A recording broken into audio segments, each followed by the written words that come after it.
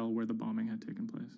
When 3 explosions targeted the bus carrying the Borussia Dortmund footballers on April the 11th, written notes left at the scene claimed the attack was the work of ISIL. The truth, as is now alleged, is remarkable. On April 21st, the police arrested a man in a southern German city called Tübingen. He was on his way to work, and his name was Sergei Benegold. He seemed like an unlikely suspect because he had no known connections to the Islamic terror world. He didn't seem like a far-right extremist. He didn't seem like a left-wing extremist either. He seemed to be a completely unremarkable young man. A 28-year-old German-Russian man, named only as Sergei W., stayed in the same hotel as the players on the night before the bombing. He specifically requested an upper room overlooking the bushes where the explosive devices were hidden. The media dissected why he would do that, what was his past. He had been inspired by the 2015 terror attack in Paris. And he noticed that in the aftermath of the attack, the stocks of French companies went down. And he believed that if an attack took place that was directed at a specific company, that the decrease in stock price for that company would be even more dramatic. It never occurred to anyone that someone would do that out of greed. We now know that the suspect bought 3 different derivatives on the Borussia Dortmund shares. With all these derivatives, he bet on falling shares. The suspect bought the majority of these financial products on the 11th of April, the day of the attack. If the plot had been completely successful and the stock had reached a value of 0, Benegold would have made up to 570,000 euros, or the equivalent of about $608,000. Ultimately, the plan completely backfired. The attacker, Sergei Benegold, didn't make any money. In fact, he lost money. In court, he would be extremely quiet. He usually kept his hands clasped together. One of the lawyers actually commented that he had never seen a defendant act so calmly. Benegold had served some time in the German military. From that information and from online research, he was able to figure out how to assemble remote detonated bombs that would do what he hoped to do. There were a few days of extremely emotional testimony, including the soccer players who described doubting whether or not they could ever play another game again. It brought everything back up, and it didn't quite help them to kind of process what was going on. Throughout it all, he sat there completely silent. The big mystery that was swirling around the trial was the question of why. He may have simply done it because he wanted to impress a woman. Rebecca is a young woman who has a very troubled home life. She ultimately sees her relationship with Benegold as an opportunity to leave that troubled home. Benegold is a Russian immigrant to Germany. He speaks with an accent. He has anxiety in large groups of Germans. She begins to resent the fact that he has these fears and feels a little bit trapped. Rebecca attempts to dump him on multiple occasions, and he threatens to commit suicide if she leaves him. Benegold apparently told Rebecca that she would soon be seeing a surprise. After being dumped via text message, he apparently began planning for this attack in earnest. Benegold was charged with 28 counts of attempted murder, which carried a maximum sentence in Germany of life in prison. He claimed that he had nothing to do with the attack, but as time went on, he admitted that he had actually been the person who had built the explosives and had set them off. But he claimed that he didn't want to actually kill anybody. Ultimately, Benegold didn't receive the harshest possible sentence. He was given 14 years in prison, but it's still a considerable amount in jail in Germany.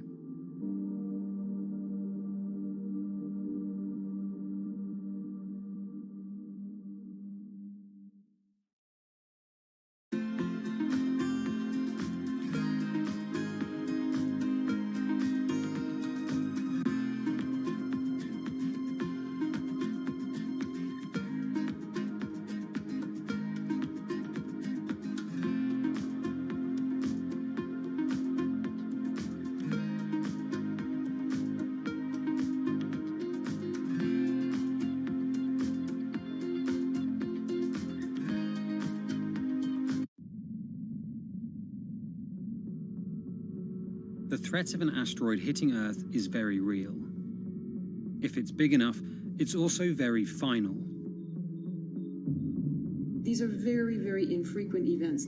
The probability is not zero, though.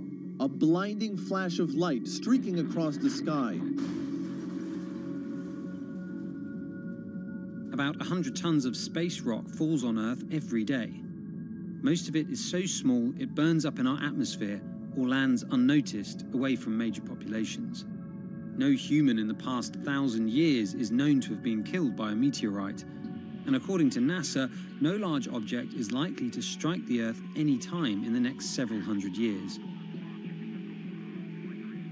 However, one thing is certain: we haven't found them all. There are thousands out there, and we don't know where they are.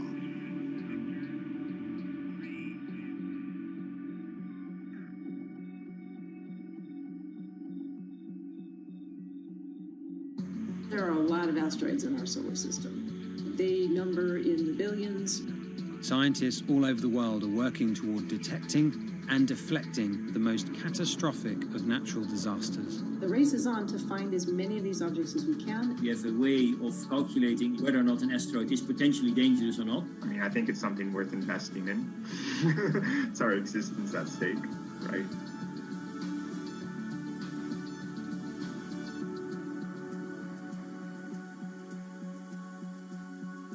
Amy, let's get this one out of the way. It's probably the question you get asked the most, but how scared should we be? Asteroids and comets are a natural hazard that's out there like a lot of other natural hazards. These are very, very infrequent events, these collision events, where an object actually impacts the Earth. The most important thing that we need to know about asteroids is when the next impact is going to happen and how bad it will be. What we know is that an object that's about, say, a kilometer across is capable of causing very, very wide devastation across the planet, really, truly global devastation. The object that wiped out the dinosaurs was somewhere in the neighborhood of 5 to 10 kilometers across, so even bigger than that. At a kilometer, it's still going to be very bad and it will have global effects. For objects that are capable of causing what I would call sort of regional damage, kind of a large major metropolitan area, a city and its surrounding environment, sort of around 100-ish meters. It depends on the details of the composition and so forth. By the 1980s, NASA was cataloguing near-Earth objects. In 1994, stargazers watched as comet Shoemaker-Levy 9 hit Jupiter. The resulting zone of chaos was estimated to be as large as the Earth, and the event became a turning point in the search for asteroids and comets in our solar system. In 1998, Congress tasked NASA with finding 90% of asteroids and comets 1 kilometer wide or larger. Soon after, Hollywood blockbusters Armageddon and Deep Impact brought attention and fear to the masses. The great news is that the vast majority, more than 90% of all the really large 1 kilometer near-Earth objects have been found. The challenge now is working down to these smaller sizes that are still quite capable of causing a lot of damage, but they're just harder to spot because they're fainter, they're smaller. Can you give us a sense of how many are out there in our solar system? We know that there are a lot of asteroids in our solar system. They number in the billions. Most of them, however, are between Mars and Jupiter in what we call the main asteroid belt. This is a region of space where most of the asteroids in the inner part of our solar system live, and they stay there for many billions of years. There is another population, though, that kind of leaks inward and gets into the region somewhat close to the Earth, and we call these near-Earth objects. We think that there are millions and millions of near-Earth objects that are out there in the total population. As of today, we know of sort of around 25,000, something like that. When we first spot an object, we really know very little about it. We just see something moving across the sky. So all you get is just sort of a handful of snapshots, just enough to be able to tell that this isn't an asteroid that we've already seen before. And then once we can calculate the distance to it, we can now start to make predictions about its true size. Is it large or is it small? So we have a lot of information that we have to get pretty quickly to really understand what's going on. Finding asteroids is just one piece of the puzzle. Planetary scientists are extremely skilled in determining the orbits and speeds of asteroids based on relatively small amounts of data. NASA runs simulations of the trajectories asteroids could take, which is useful but time-consuming. A team of scientists in the Netherlands have found a way that could buy us more time. Our method is very quick. So you can very quickly get an assessment of whether or not the object is dangerous or not. If you look at the classical way of determining the danger of an asteroid, it may take days of computing time on very big machines to determine this hazardousness. The current problem is that there's just too many asteroids out there to spend a huge amount of computational power on all of them. So the neural network allows us to focus on what really could go and pose a hazard to Earth. A neural network is a computing system that mimics the way the human brain operates to find underlying relationships in a set of data. By training the network in this way, you train it in recognizing those objects that are most likely to hit the planet. And once it's trained, you can apply this network to all the unknown asteroids. And then you can make a selection and saying, hey, these are the ones which appear to be having orbits similar to the ones which we know are hitting the planet. That doesn't mean that they do, but it only means that they look very similar to the ones we know they do. What else did you find? Should we be particularly concerned about anything? One thing that we did find is that our neural network was able to go and identify a handful of asteroids which weren't considered potentially hazardous, that when we went and integrated them forward in time, they came quite close to Earth. We find a handful which were not detected before or not considered being dangerous before, and we think they are potentially dangerous. It's very hard to simulate kind of going forward in time an asteroid that's going to hit Earth because, well, the Earth is really small. And space is really big, and then you have to have very exact parameters to shoot an asteroid that goes and hits exactly Earth. And then Simon had the ingenious idea of not even trying to do that and just launching the asteroids from Earth's surface and integrating backwards in time. It's very hard to make it hit. So you need a lot of calculations which all end up in nothing. And the idea was then well, let's not do that. This is basically what NASA is doing. NASA is taking an asteroid, making multiple copies of them, shooting them all forwards in time, calculating their orbits, and then see what fraction sort of gets close to Earth. Not even hitting Earth, but getting close to Earth. And that they call it a potential impactor. So you calculate the solar system forwards in time for, let's say, 1,000 years. And then you launch asteroids from the surface as if you go forwards in time, would fall on the surface. You calculate them backwards to today, and then you get your orbital parameters of today's asteroids, which you know will land on the planet.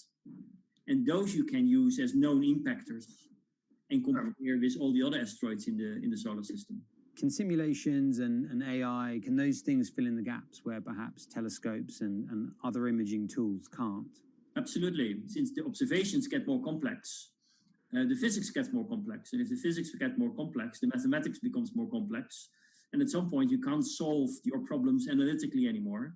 And then this is where the computer comes in. Now we have this trained neural network. We have a way of calculating in a fraction of a second whether or not an asteroid is potentially dangerous or not, and therefore deserves more attention or more time to spend on for really finding out if it is dangerous.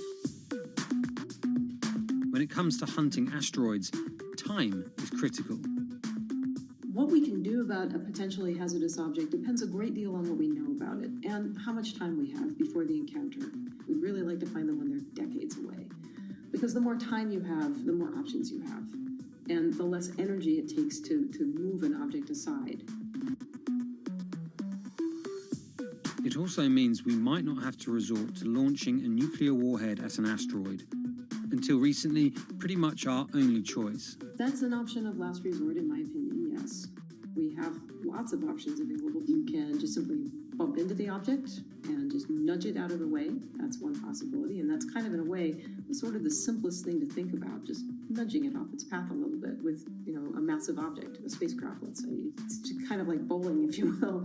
If you have a long time or a long stretch of runway in the lane, just a very small twist on the bowling ball will make a big change in where it ultimately ends up. Another option would be something where you take a very big, massive spacecraft and you park it next to the object and you use the force of gravity as a towing rig. That takes longer, though, and you need to be able to send a pretty massive spacecraft, and it obviously depends a lot on how big the asteroid is.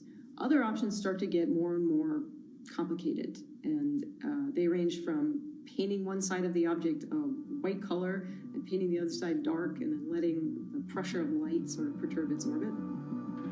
In a departure from the lab and computer simulations, NASA has real plans to rehearse kinetic impact deflection. In 2021, the agency will launch DART, the Double Asteroid Redirection Test mission, which will intercept a 160-meter asteroid in 2022. Better to practice now before we have to deal with an actual threat. In the meantime, discovering asteroids is our best bet. Thousands of scientists and amateur astronomers around the world make up an informal network that survey the heavens. But that may not be enough. NASA wants more resources to map our solar system and better technology. We need to ramp up our network of sensors, and also we need to just continue to strengthen our network of international observers so that we can get follow-up, because we find these objects when they're distributed all over the night sky. Once we get more observations, we get better data, we can make better predictions. If you look at the big impactors we have had in the last, let's say, 20 years, or maybe 30 years, 50 years, most of them we haven't seen coming. So the danger, the real danger, I think, comes from the objects we don't know about, and not from the objects we do know about. This particular natural disaster, like a lot of natural disasters and like climate change, is a problem of the global commons. So the thing that we risk collectively is that it sort of then becomes nobody's problem, and nobody takes ownership over it. The asteroids are all over the sky. They just truly cross boundaries and borders with a second's notice. I kind of imagine in the future, maybe lots of small satellites around the Earth that are always going and looking outward. I mean, I think it's something worth investing in. It's our existence at stake, right?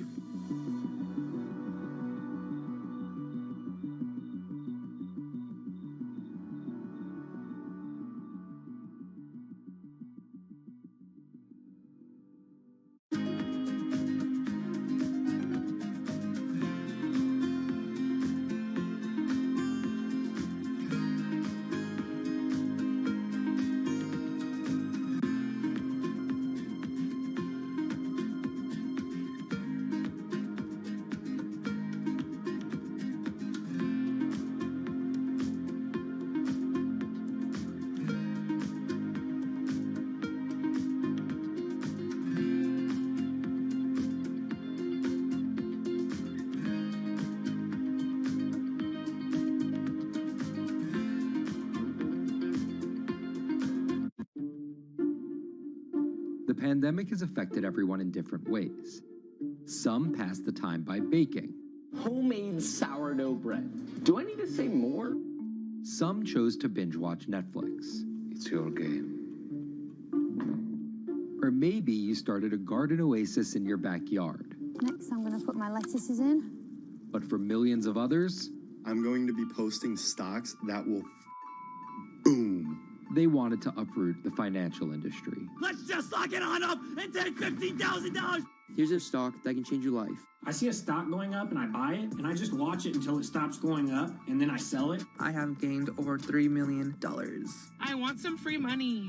I don't think you can overstate the online communities or social media's influence on financial markets. A large group of inexperienced investors who discuss their plans on social media platform Reddit have shaken up the stock market in a big way. The stock that everybody's talking about right now is GameStop. Video game retailer GameStop is set to continue their head-spinning ascent today. The revolutionaries on Reddit are spanking Wall Street's ass. The more these stocks go up, the more the big guys are getting creamed and losing billions of dollars. This isn't a wealthy person's game anymore. Anyone can play it. I took up a little bit of a new hobby, and I am interested in day trading. As an investor nowadays, you don't have to look a specific way. You don't have to wear specific clothes. You don't have to be doing it from a trading floor on Wall Street in like a high-rise building. building in downtown Manhattan. The narrative of what's driving the markets is no longer being held in secret offices in New York and Boston of privileged people talking to other privileged people. It's right out in the open. It's on Twitter, it's on Reddit. From brokerage apps to Discord channels and subreddits to TikTok finfluencers, one of the last holdouts in the world of disruption, finance is next in line.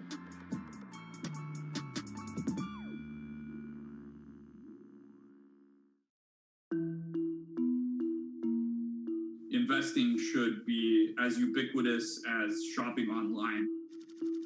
That's Vlad Tenev, the CEO of Robinhood, the online brokerage app, talking about how he wants his app to disrupt the world of stock trading like Amazon disrupted the world of home shopping.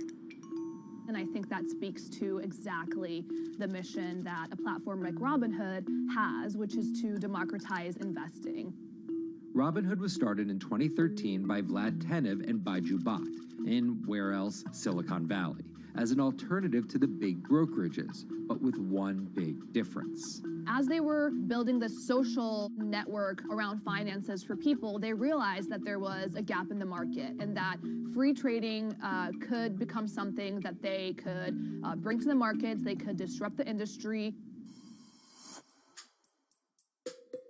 While no-fee trading is industry standard today, it was unheard of when it was first introduced. The online brokerage industry was really innovative when they came on the scene 10, 15 years ago, but they kind of stopped innovating where you haven't seen those commissions come down beyond $5 or $6 or $7. Robinhood think that by offering zero commission that they're going to push people onto this platform. And on top of no-fee trading, the customers Robinhood was courting have been long overlooked in the world of finance. So the typical customer of a Charles Schwab, for example, is putting a lot more money in that brokerage account than the typical customer at Robinhood. Even today, with all of its popularity, the median account size is about $240. There's Fidelities in the Schwabs and the E-Trades of the world.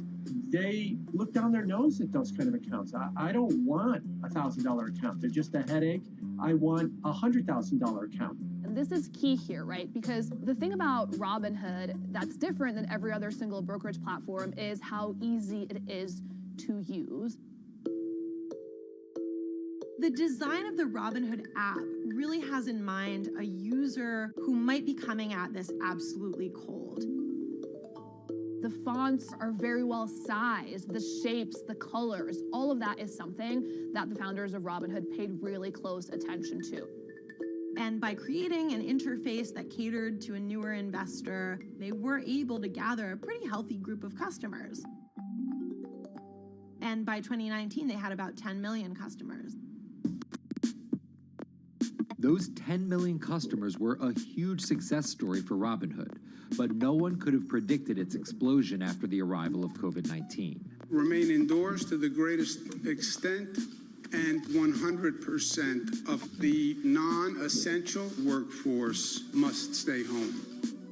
What we saw when the pandemic hit was the growth of Robinhood users absolutely turbocharged. And oddly, you saw this surge in interest in stock trading. Then they saw the absolute surge in 2020 in customer growth. And now, by many accounts, they have more than 20 million customers, which is pretty extraordinary. So the next step for them is to figure out how to monetize those users and how, even with their small account sizes, to get them to grow with the company and, as it releases more products, come along with them.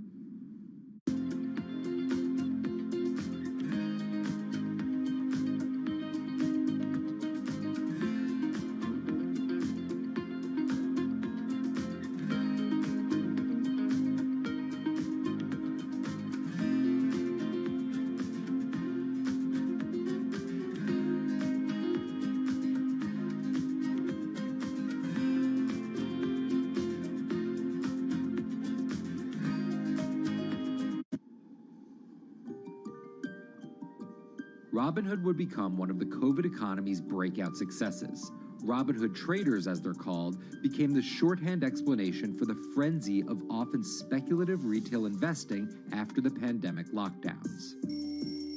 Kids wake up in the morning, they go on Robinhood. They're, in the shower, they check Robinhood. Kids are learning how the stock market works at 18 while they're at school, checking their phones in between classes because notifications pop up telling them what their stocks are doing that day. With these new tools, millennials and Gen Z are investing in the market in ways their parents could have never even dreamt of. That is sort of key when we talk about the divide between older and younger generations, is that the younger generation is exposed to so much more information and tools at their disposal to do what they want in the market.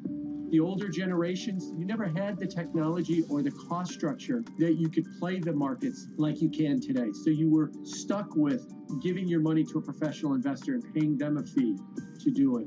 When I speak to young kids, they tell me, I'm making mistakes, I'm losing money. I'm not a perfect investor, but I'm 18, and by the time I'm 30, which will be, 10 years from now, I'm gonna have interacted with the markets for a decade. And so it's a learning experience more so than anything else.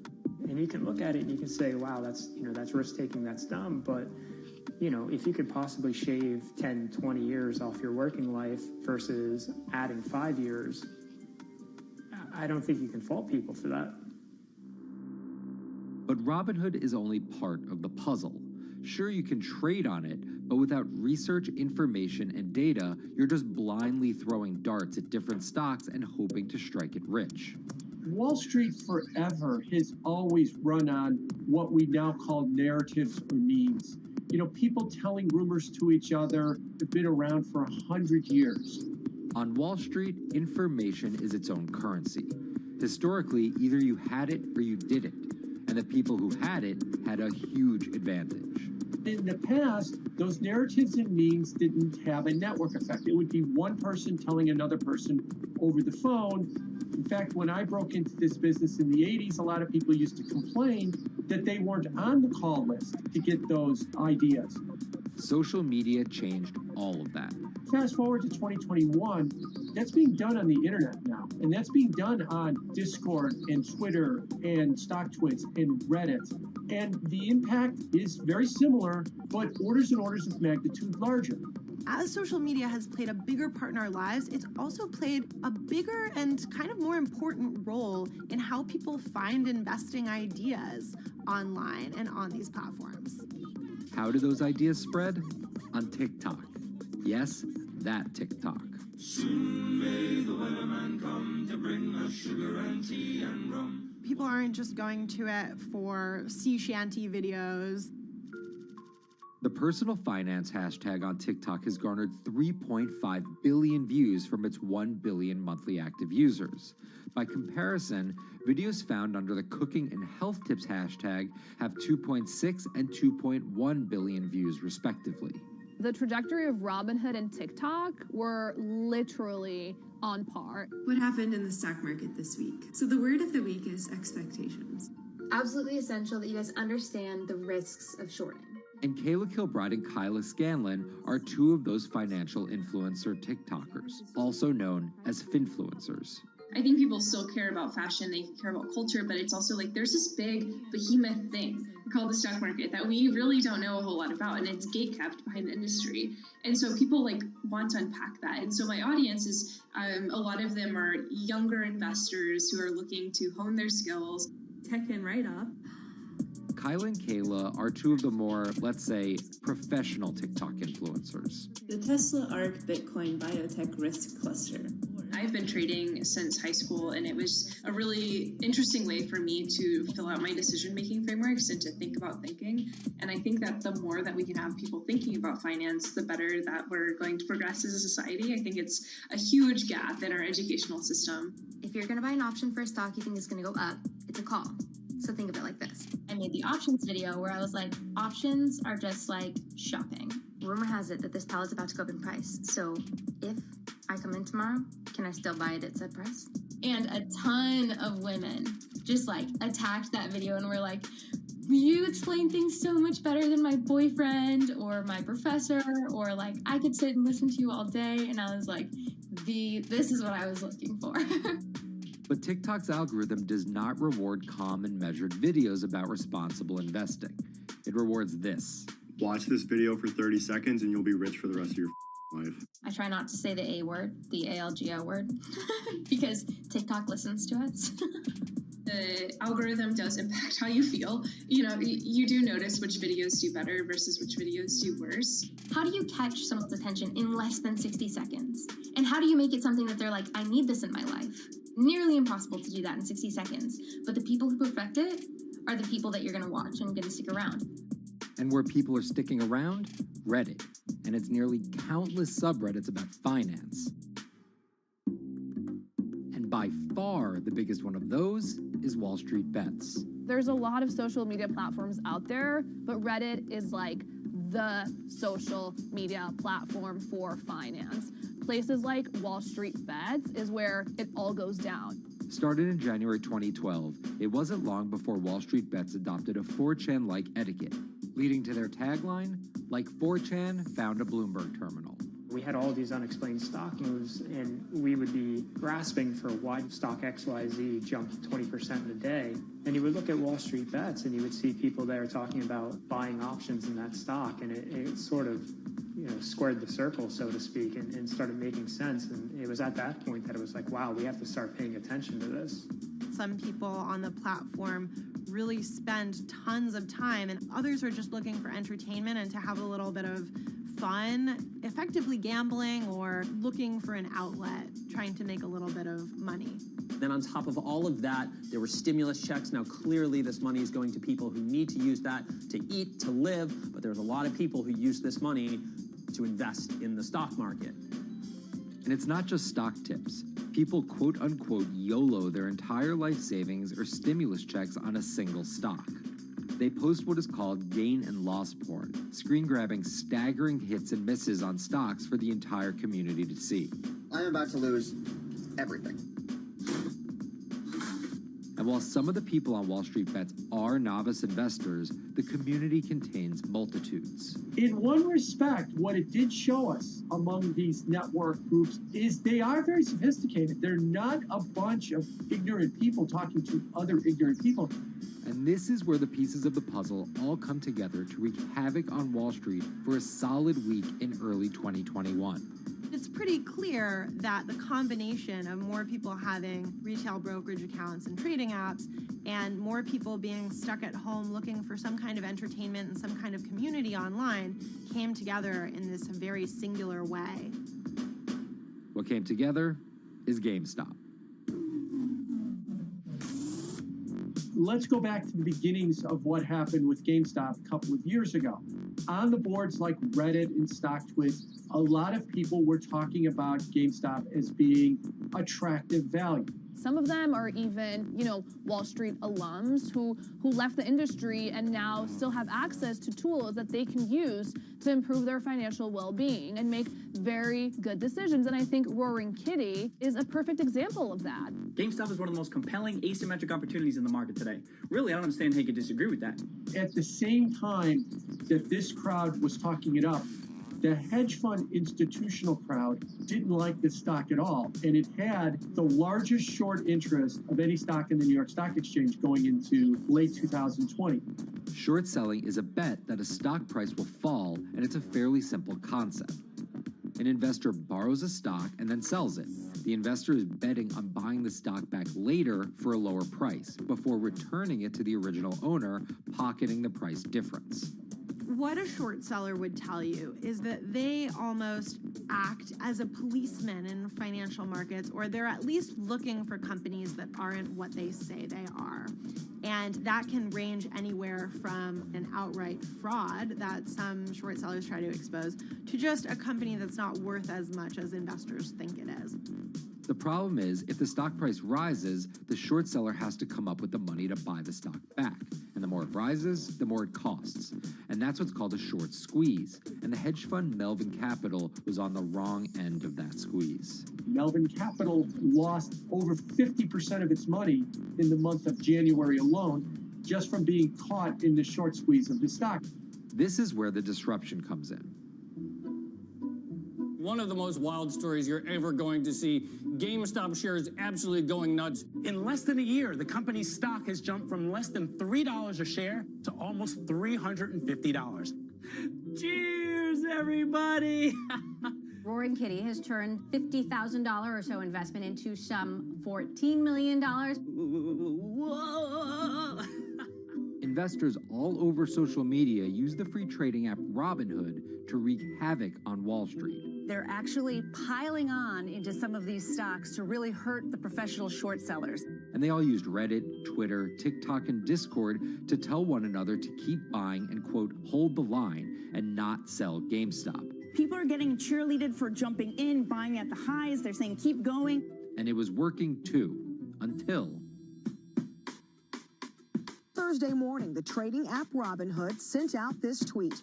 In light of current market volatility, we are restricting transactions, including GameStop. People were really angry. Robinhood was supposed to allow the regular people to play the same game these big boys are playing. But instead, we were all taken for schmucks, and they screwed us. Shares of GameStop are jumping again now that retail investors are being allowed to buy shares of the stock. But what we learned is that when people organize online, they have the ability to disrupt the market. And it was a big sign. The ivory walls of the institution aren't as powerful as maybe the institutions thought them to be.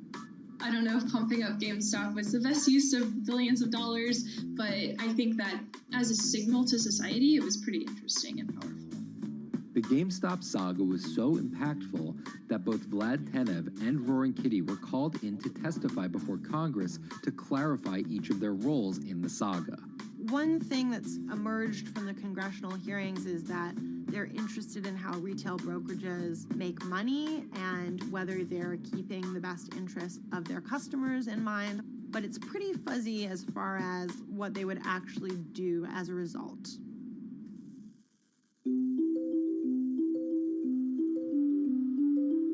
While the frenzy around GameStop eventually subsided, it didn't take long for retail investors to find other areas to invest their money. Take a look at Bitcoin going bananas over the weekend. Bitcoin forms a brand new all-time high. It was after GameStop started to drop that we saw Bitcoin really go up to over 60,000. How much further does this rally have to run? It's compelling to say that money shifted from one venue to the other. While correlation doesn't equal causation, there's a chart out there showing an inverse correlation on meme stocks going down and cryptocurrencies going up. There's definitely an aspect where people are making money on stocks and then moving, they're agnostic, they're not hedge funds. They can invest wherever the hell they want. It's a classic sort of momentum trade. They're going to wherever the winners are and they're willing to jump on and, ride it. So whether it's meme stocks like GameStop, meme coins like Dogecoin, or entirely new ways to invest in art like NFTs, the new kind of retail investor is making its presence known. Over the next 10, maybe 15 years, you're going to continue to see, whether by choice or by force, that baton go from older generations to younger generations. I don't think any single app is going to be the thing that disrupts. I think people are the disruptors.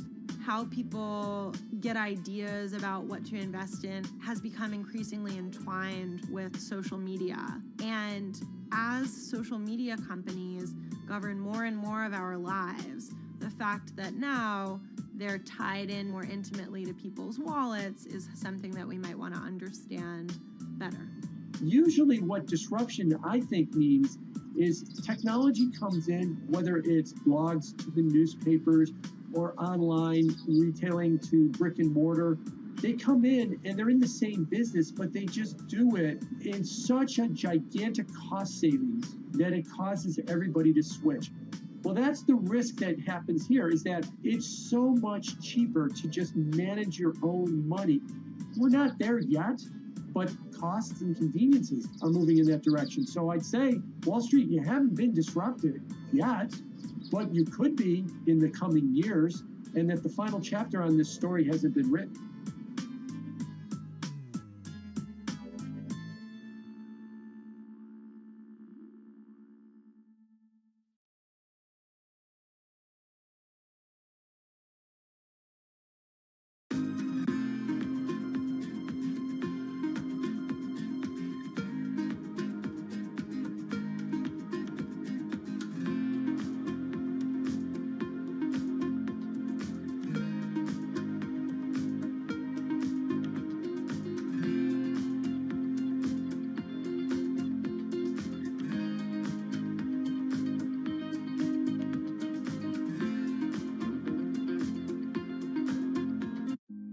Bloomberg's own David Nicholson. Now, his happy place is out in the field, on the open road.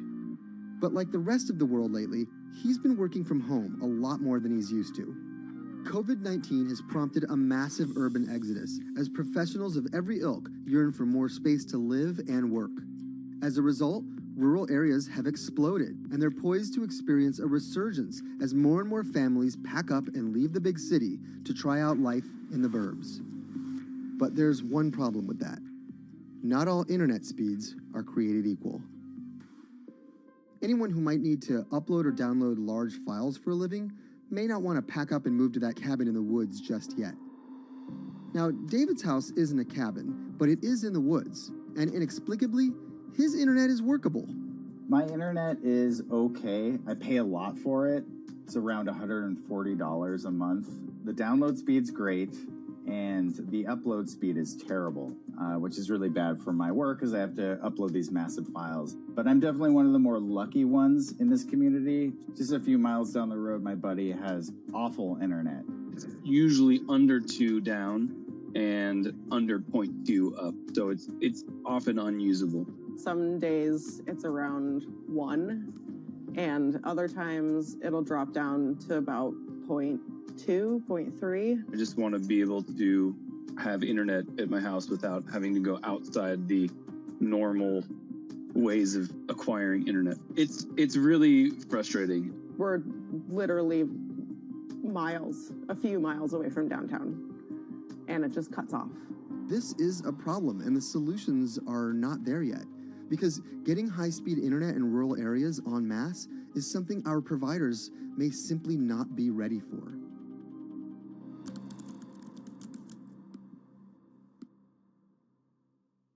If your internet service doesn't have fast download and upload speeds, then you don't have high-speed harmony. You have. Americans on average pay about $70 a month for internet at home. But in rural areas, it could cost a lot more for a lot less service. So the pricing for a fixed wireless provider here can be something between $80 and $150 for about 25 megabits per second. However, gigabit service, which is 1,000 megabits per second and symmetrical, is running at about $119 a month or $130 a month.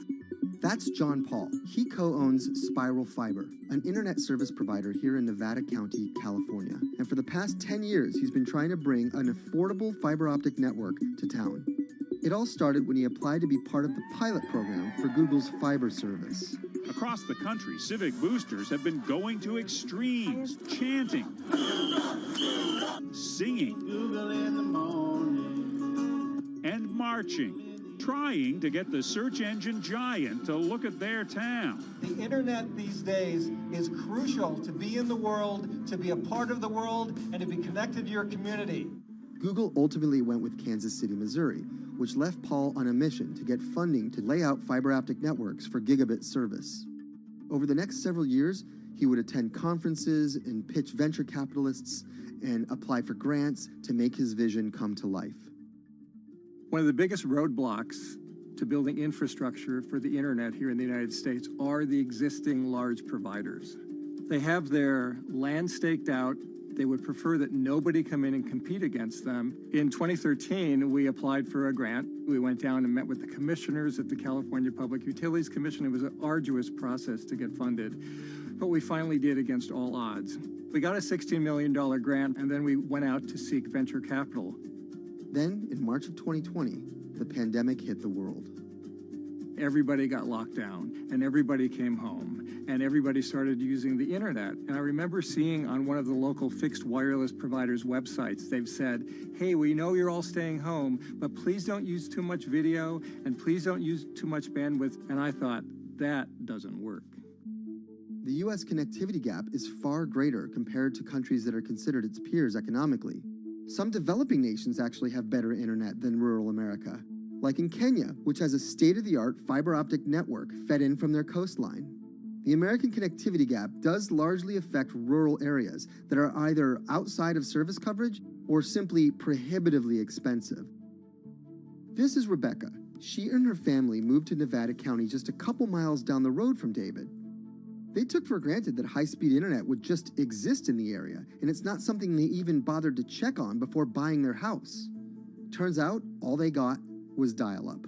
We wanted to move where we had a little more space, room for the kids to run around, just be out in the mountains a little bit more. Having come from a bigger city area where Wi-Fi is pretty readily available, we hadn't really considered that in our purchasing of the house, whether that would be an option or not. When school started, and now that we are remote learning with our children and we're doing everything from home, we didn't have the option to do that at our house. So every day when school would start, we'd have to pack the kids up and we'd go to my in-laws' home. They have a little cabin up in this area that does have Wi-Fi already. Rebecca's situation is the norm in rural America. According to data from the Federal Communications Commission, just 4% of urban Americans lack access to broadband internet.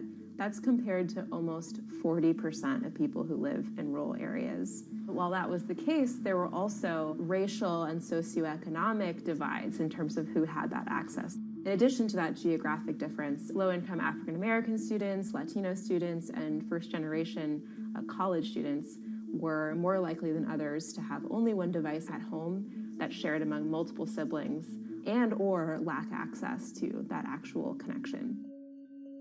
For most American towns, there's also a lack of competition, forcing internet prices up. And large providers like AT&T and Comcast aren't incentivized to expand service to these rural communities. This is how Xfinity makes life simple, easy, awesome. So in our area, we have a small imprint of Comcast, but they're not going to go out to the more rural areas. It's just not cost effective for them to do it as a large company.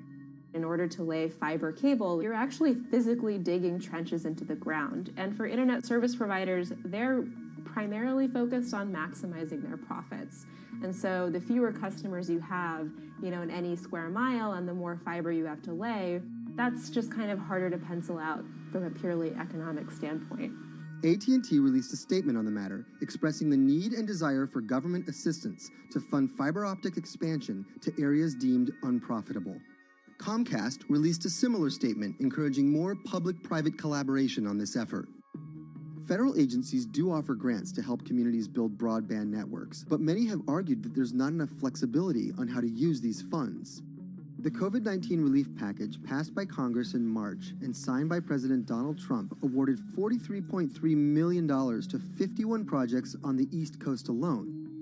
But it also stipulated that these projects needed to be up and running by December 30th. For contractors who plan projects months and years in advance, it's a scramble to rearrange their schedules to meet that deadline. So what we've been asking the federal government to consider is at least have, as long as the projects are getting started, knowing the projects are being put into place to expand both remote learning, working from home, and opportunities like that that are truly driven from COVID. We're moving as fast as we can regardless, but hopefully they'll give us some more time. Talking to John Paul, it's clear that he believes broadband is something that can transform a community and should be considered a public good. One of the first communities to come on in the United States with full-on gigabit service was Chattanooga, Tennessee. Now, they're a bigger city, but they're a city that was economically in a downturn. In the last 15 years, the city of Chattanooga has turned around in an amazing way. It's a nexus for young people to move to. It's a place where technology happens. It's not just about logging on to Zoom, to connect with your colleagues who might be in New York City. It's also your ability as a small business, operating in the town of Nevada City or wherever it may be to, quickly upload your payroll documents or something onto the cloud, or to quickly, swipe a customer's credit card. There's just some really basic business functions and mechanics that I think people in big cities really take for granted, and that are just going to be a much bigger challenge for small business owners in rural areas.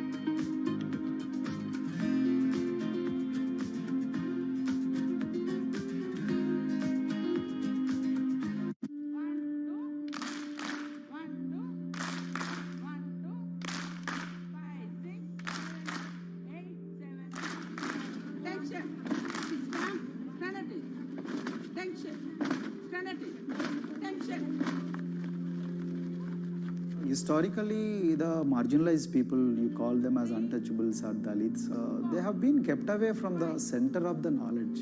Once you are born into a caste, it is very difficult for you to grow beyond that. You are stuck in that identity.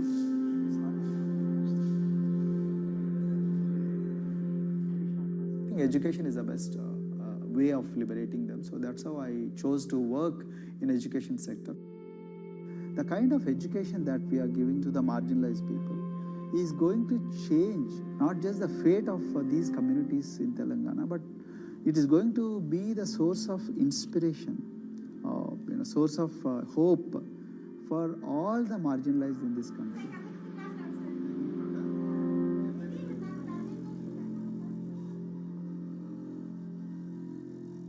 Greatest flight in India is the system of caste. For generations of Indians, the social code known as the caste system has defined how people earn a living and whom they marry. Although outlawed 7 decades ago, castes remain a significant factor in deciding everything, from family ties and cultural traditions to educational and economic opportunities. Dalits, people who are on the lowest rung of the caste system, constitute almost 1/5 of India's population of 1.3 billion. Not able to afford the high tuition of private schools, many are forced to attend government-funded institutions, which in the past have suffered from poor infrastructure, lower education standards, and high student-to-teacher ratios. But Dr. Praveen Kumar is trying to change that.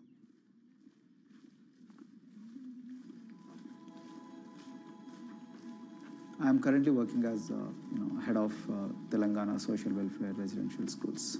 So totally above 400 schools I manage. These are all residential schools for the students who are historically marginalized but talented and then poor. My friend also Of them, 60% are girls and then 40% are boys, because girls are more marginalized among the marginalized. Their voices are always suppressed. My approach to improve the conditions in the schools has been put your eyes and ears on the ground always. Talk to the parents, talk to the teachers, talk to the students, stay in the schools and then understand their problems, their challenges, both in classrooms and then the corridors and the dorms. Then go to the dining halls and see what kind of food they are eating, and then go to their homes and then what kind of food they are getting and what kind of challenges the parents have.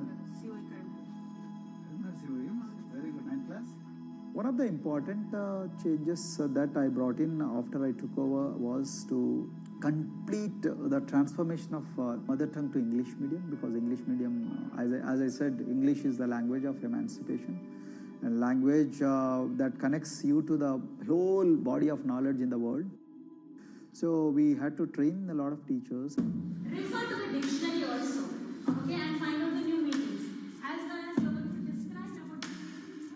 Hey, Ruchita, how are you? Hi, Sindhu. Fine, thank you. And how about you? I'm fine too. It's been a long time. Identity is extremely important.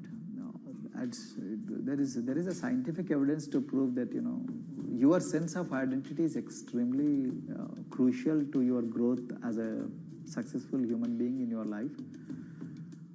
If you accept an identity which is very humiliating, which reminds you of very painful past, I think that identity will not help you to grow. I'm not saying that you should forget your past. I'm not saying that, but that should not be in the bubble in which you must live always.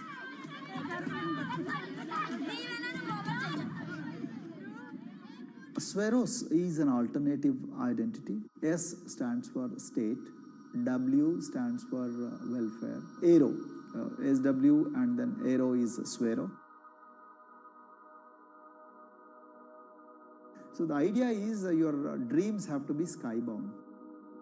So that is what we are trying to achieve by changing the identities. Like, you say, I'm a Swero and I aim to be a doctor. I am a Swero. I aim to be a top-notch engineer. I am a Swero. I aim to be a top bureaucrat of this country. I'm a Swero. I want to be a very good actor or, a musician in this world. So these are the positive images that are associated with identity.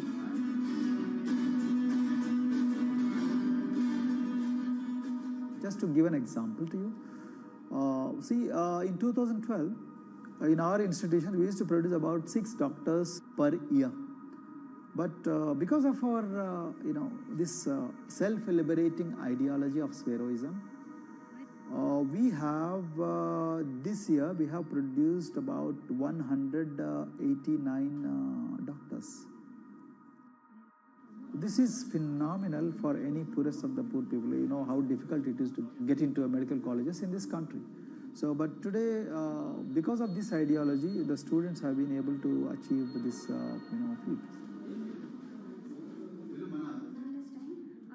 Pujita has been a farm laborer, and her parents themselves are agricultural laborers. And then this girl used to sell vegetables, but thanks to the residential education institutions, she came to the Gaulidodi campus, and then she toiled very hard for 1 year, despite many problems.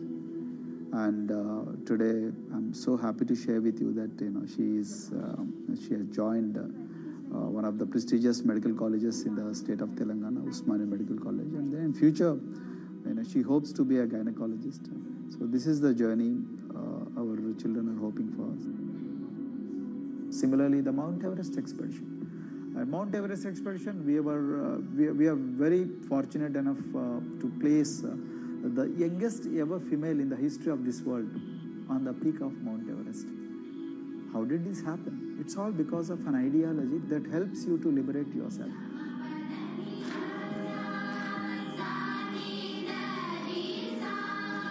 We brought a lot of extracurricular activities, and most of them got institutionalized now. So, for example, music. Similarly, the games. We have so many coaching academy. We have boxing academy, we have wrestling academy, we have handball academy. So we have, kabaddi, the traditional Indian sport. We have golf. We have introduced the golf also. Like golf is generally played by so-called rich people, but today even poorest of the poor people also are being trained in golf in our schools. Wow. So our intention has been to give all 360 degrees, type of opportunities to the students, so that whoever is interested in whatever activity, they can go and then do it. Break the barriers, break the fence, at least mentally, because poor people have been programmed to be victims, programmed to be subjugated, programmed to be on the margins, always, programmed to feel inferior. We wanted to change all that. There are certain games which are exclusive to rich people. There are certain languages which are exclusive to middle class and upper middle class in this country. To put it in one word, the sole aim of introducing all these co-curricular activities is to break the stereotypes which are recklessly imposed on these people. Their stereotypes Dr. Kumar knows all too well. Born a Dalit, his grandparents were labourers and access to the village well was restricted. Dr. Kumar credits his parents' belief in the power of education with helping him realise his aspirations. He went on to join the Indian Police Service, attended Harvard University, and then began pursuing educational reforms back home. I attribute whatever I am today, it's to my mother primarily. They educated me in the village, although there were no good schools. So then I stayed in social welfare hostels, the hostels which are managed by government for the poorest of the poor kids. I passed with reasonably good grades. Then I went to university, and then I faced worst form of discrimination in the universities. Like there were in those days I'm talking about. So the bathrooms and the toilets were exclusively meant for scheduled castes and scheduled tribes. We used to fight discrimination on one hand, and then again try to excel in academics day in and day out. So that's how I came to education, because I deeply believe that education is the only important weapon that can really place the poorest of the poor people from a very victimhood orbit to a prosperous orbit. I think in future this is going to be a game changer for the marginalized in this country.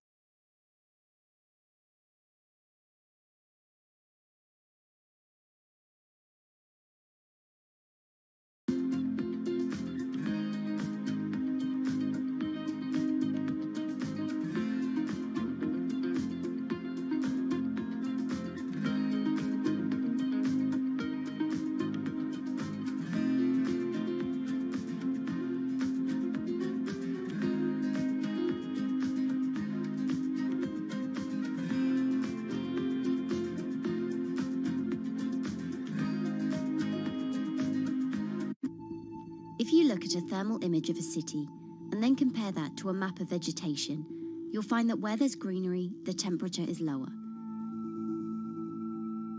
That's because things like asphalt, concrete, and shingled roofs absorb more heat from the sun than trees. This is the urban heat island effect, and it accounts for higher temperatures in cities, often by several degrees compared with their surroundings. It's becoming a huge risk to human health as growing urban populations exacerbate the heating effects of climate change. Heat waves kill more people than any other extreme weather event, more than tornadoes, hurricanes, and even floods. That's why urban heat island mitigation strategies are being studied in Singapore by a group of researchers. The government-backed project called Cooling Singapore is now in the process of combining everything they've learned to create a digital tool that can help cities all over the world, starting with Singapore.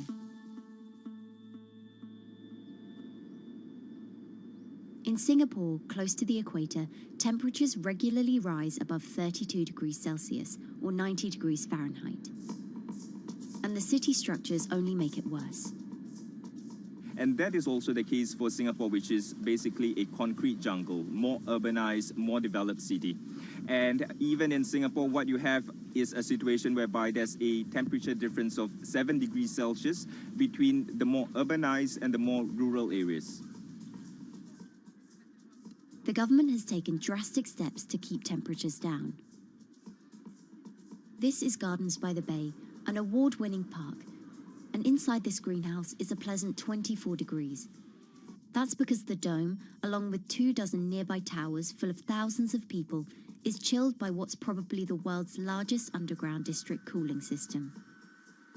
It uses a large central plant that cools water and then pipes it into banks, residential towers, an exhibition centre, shopping malls, and the city's iconic Marina Bay Sands hotel and casino complex. So one of the biggest perks of using this system for the buildings is that they can save 40% in terms of electricity usage compared to your traditional air conditioners. And with Singapore relying on natural gas for most of its power, this new system means emission savings equivalent to removing 10,000 cars from the city's roads. That has big implications for the rest of the world. If things stay as they are, more than a third of the world's electricity could end up being used to cool buildings and vehicles by 2050. As the world gets hotter, gets warmer, there is a greater need for air conditioning and as well as refrigerators, for instance. And the more people are buying these household appliances, the more energy usage they use, and they release heat more, and that then exacerbates climate change. It's a vicious circle. And so since 2017, researchers at Cooling Singapore have been identifying design solutions that reduce our need for so much cool air in the first place. One thing many cities have in common, and that's the importance of vegetation. That's a very important measure to mitigate the urban heat because of the shading effect, of course, and the psychological effects of the vegetation, and also because of the possible evaporative cooling effect of the vegetation.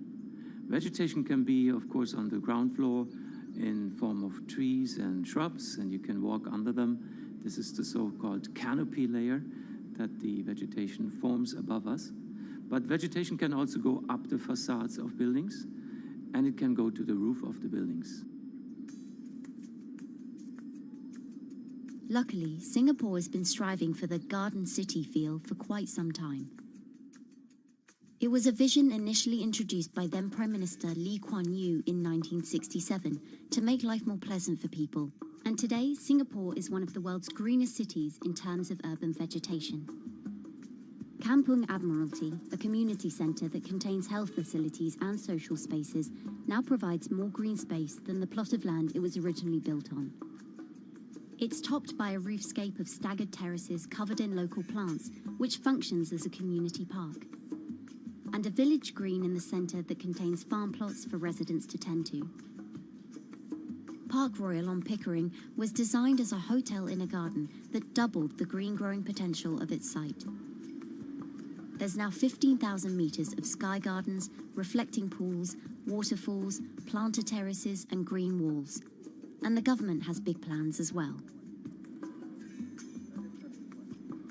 Singapore actually has a plan to plant 1 million trees and add more green spaces over the next 10 years.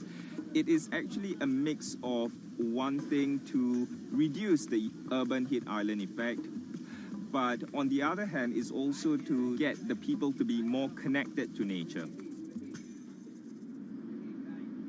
But it's not enough. The city-state has still been warming twice as quickly as the world average over the past 6 decades. That's why Cooling Singapore has developed a catalogue of other potential heat mitigation measures. When you try to mitigate the urban heat island effect in a city or in any building, in a village as well, the first place to start is by shading of the windows. You have to keep areas clear so that the wind can move through it. Water of a certain depth can act as a very good thermal buffer.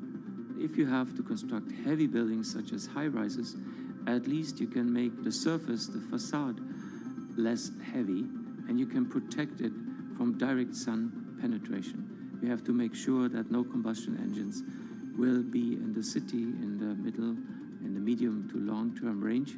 So ideally, the electricity production is outside of the city, and you bring just the clean electricity into the city. You can at least minimize the use of energy in the city, and you can start to slowly convert the roofs, the facades of the city into production areas for renewable energy. In Singapore, unfortunately, this is a limited option, but in the long run, it could produce up to 20-25% of the energy, of the electricity needed in Singapore if all the roofs and the areas in the buildings, on the facades would be used to do that.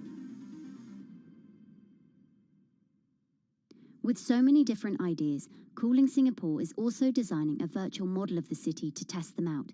It's called a Digital Urban Climate Twin, or DUCT, that will calculate how each element of the city's design will impact the urban heat island effect. That means we model not only the geometry of the buildings digitally, but also we model the transportation, the insulation, the temperature, the radiation coming from the sun, the weather, the local climate, the even very, very microclimate of the city, the water, the movement of people in the city. We can invent scenarios, we can design scenarios, test them before we actually build them, and if they test very well and we are sure that they will function, then we can start to build them and put them into reality.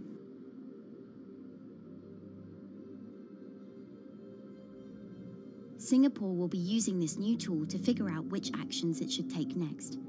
And the model can be applied to any city, whether it needs to keep heat out or keep heat in, which will ultimately save energy, slow climate change, and improve our quality of life.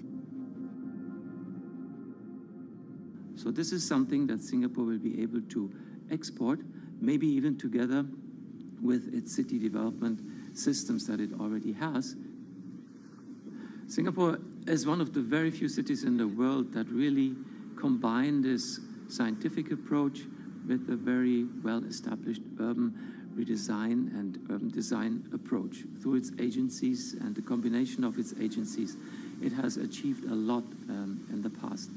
If it keeps following the scientific path and the combination with the other knowledge in the city already, we think that it will be a very comfortable and very livable city in the future, even more than today.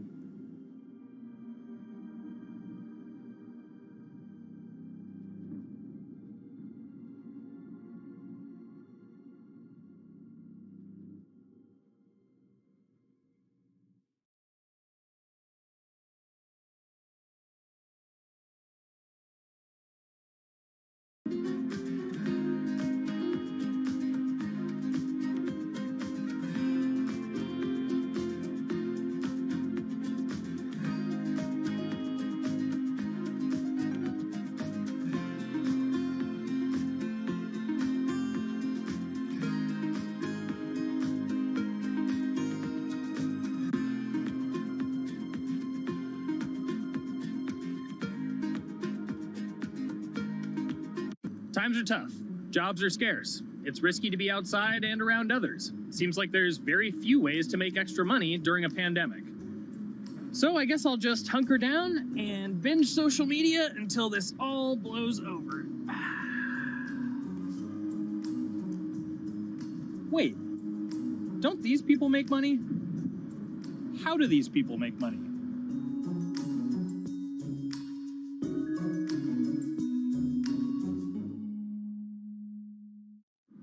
Streamers, YouTubers, Twitch stars. How do they make money? Is it a lot? Is it a lot of work? I know, I gotta ask somebody in the biz, and I got just the guy. Austin John Plays. This is your full-time job now, right?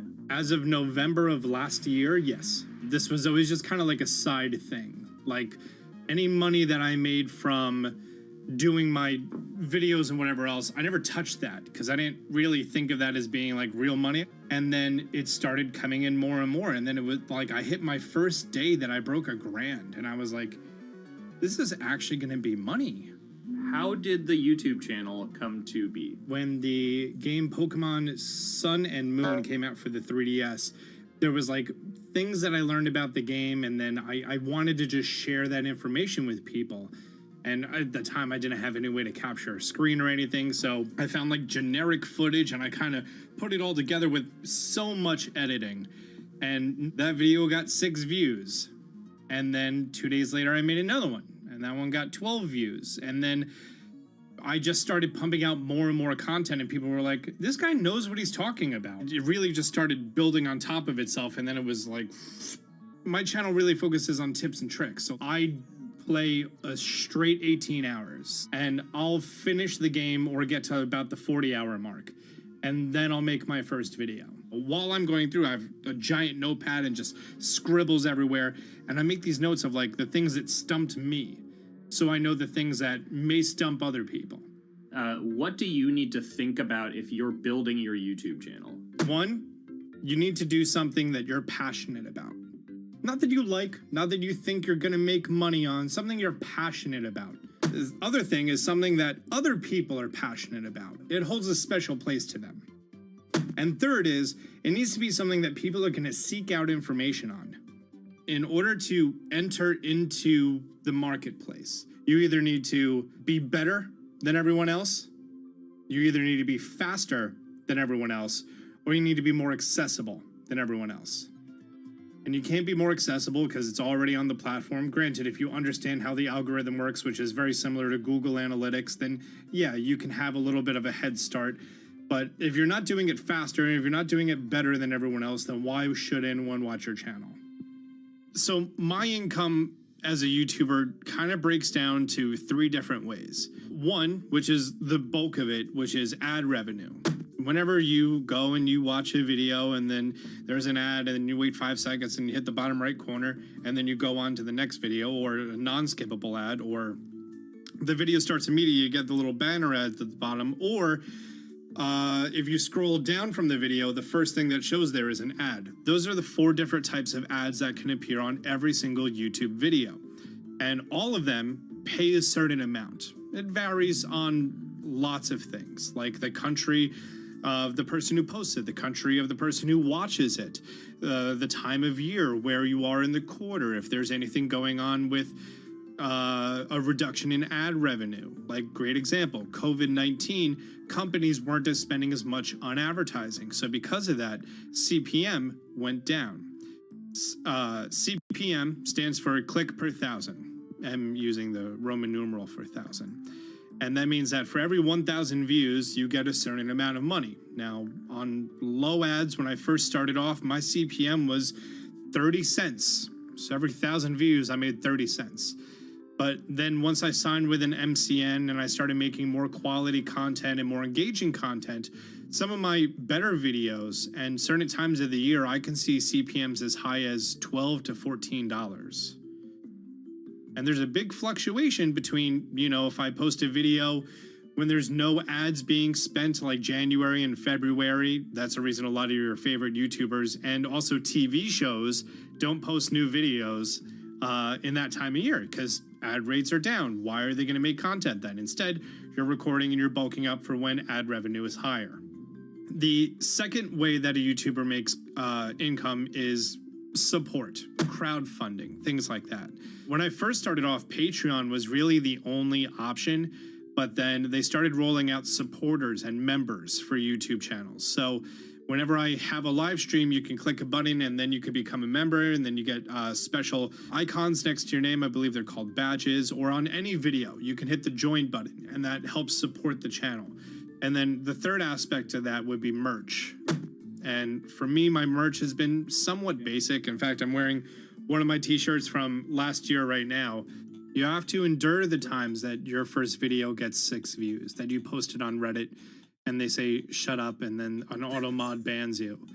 You have to go through that, because until you go through that and you discover why you're doing it, you're not doing it for other people, you're doing it for yourself. If you're not loving what you do, then it's not worth it. Huh. So make a channel about something that I'm passionate about. Oh, sweet. I guess I can make the channel about that.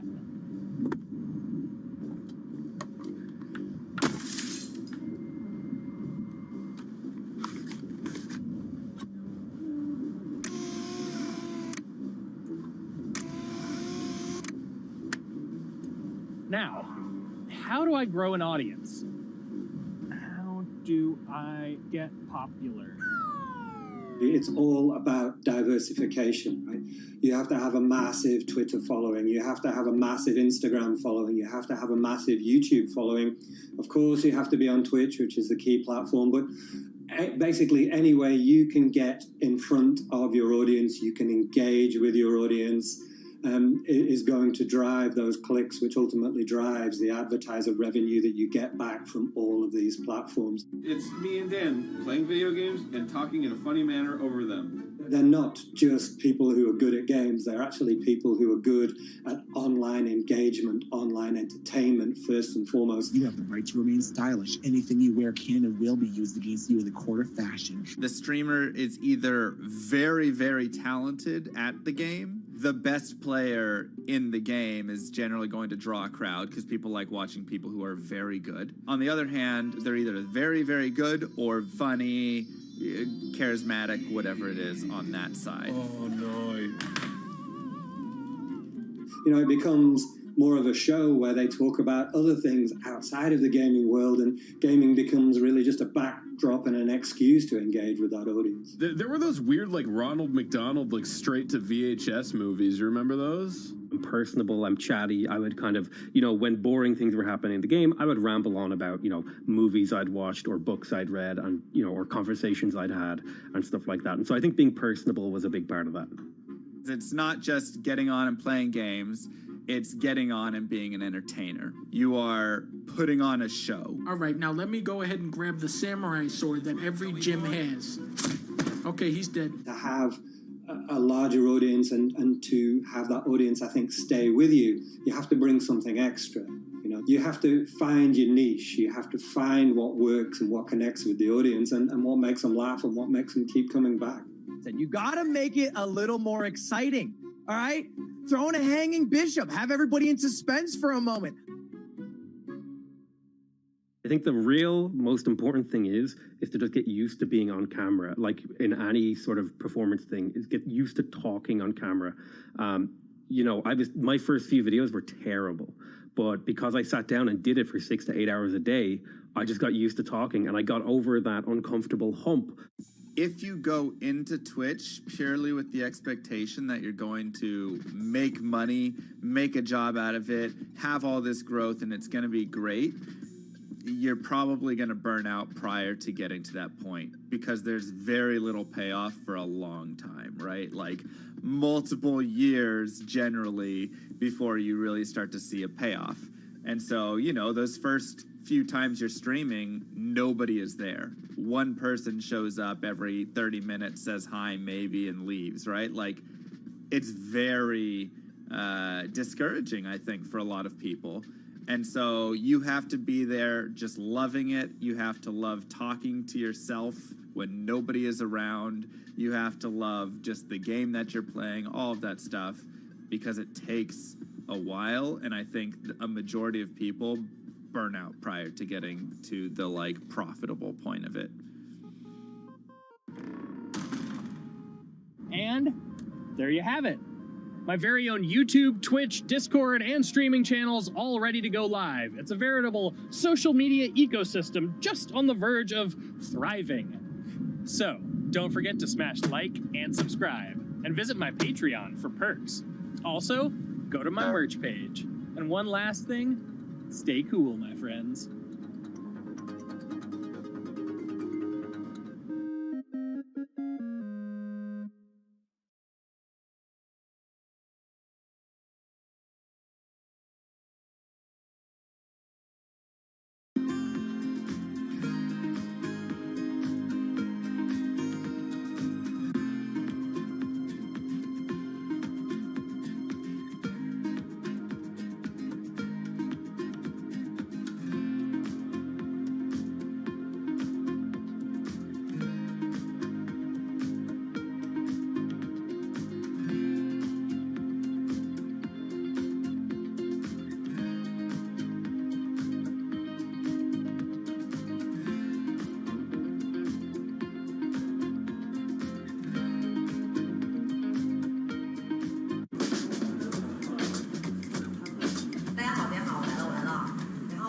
This is live stream shopping, one of the hottest trends in China. Every night, tens of millions of people watch live shows hosted by influencers like Via and buy the products they recommend. On e-commerce and social apps like Taobao and Douyin, the sister app of TikTok. 我觉得已经改变了大家的购物的方式。其实各种各样的产品，哪怕你不买，你也可以来看。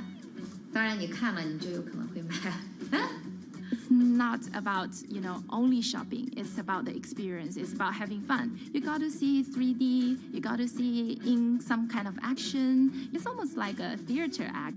The internet craze has taken over China.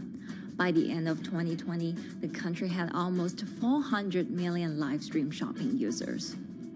China's live stream e-commerce market has also grown dramatically, with an estimated value of $161 billion in 2020.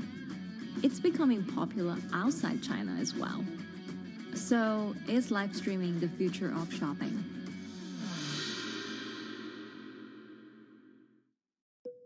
Live streaming is not a new thing. In China, it started in 2015 with the rollout of 4G, and it was first used for entertainment and socializing. Many live streamers performed for their followers or chatted to them, making money by receiving virtual currency and gifts. In the West, live streaming is mainly the domain of avid gamers. In China, it's broken into e-commerce.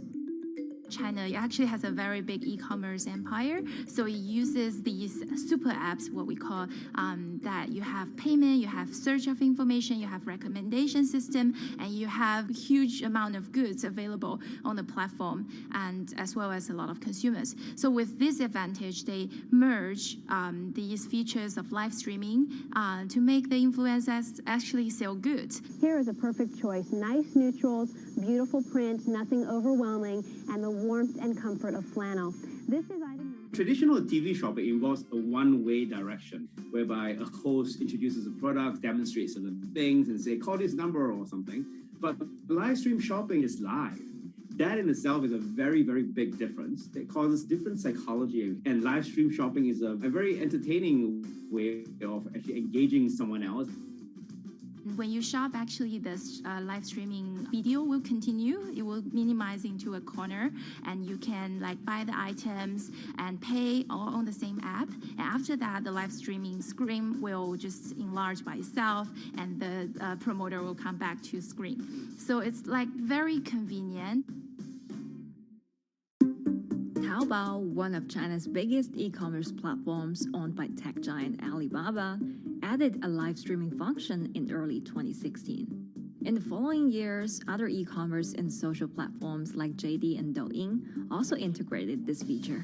开头的时候还是有很多的挑战的，对画面的这个流畅，然后是否能够很真实的去还原商品，它其实在这个上面是有很高的这个门槛跟技术的这个卡口在的。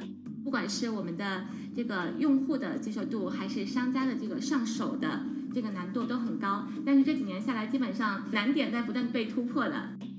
Over $70 billion worth of goods was sold via live stream on Taobao in the year through March 2021. Latest surveys show that over 60% of live stream users in China were watching shopping shows, and over 65% of them shopped at least once via live stream. In 2020, live stream shopping got a huge boost during the pandemic, when millions of people were in lockdown and many retailers were pushed online.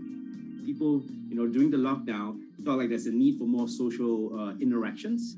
This live platform creates an interesting kind of environment that gives people the sense that I'm actually interacting with you. And then live stream shopping brings in a lot more variety of things that people could buy and satisfy, the sense of like losing control, especially during the pandemic. At the heart of this craze are the top influencers who have tens of millions of followers and sell products worth millions of dollars every night.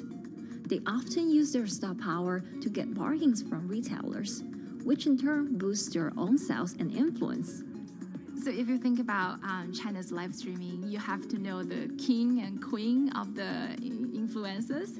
The queen of live streaming, Via, she is actually having the biggest viewership and the biggest sales volume for a long time on Taobao platform. She can sell everything from like Gucci sunglasses, lipsticks, homes and cars.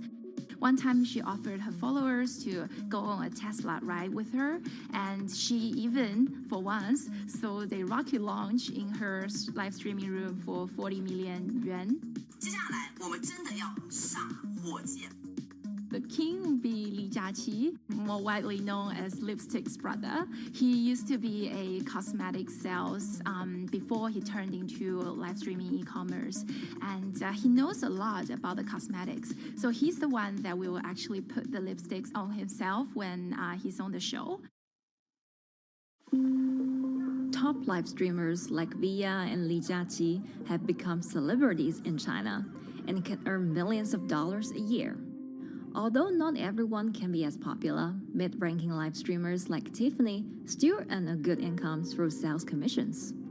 如果说单从收入方面来讲的话，那主播的收入是比普通的工作要高很多。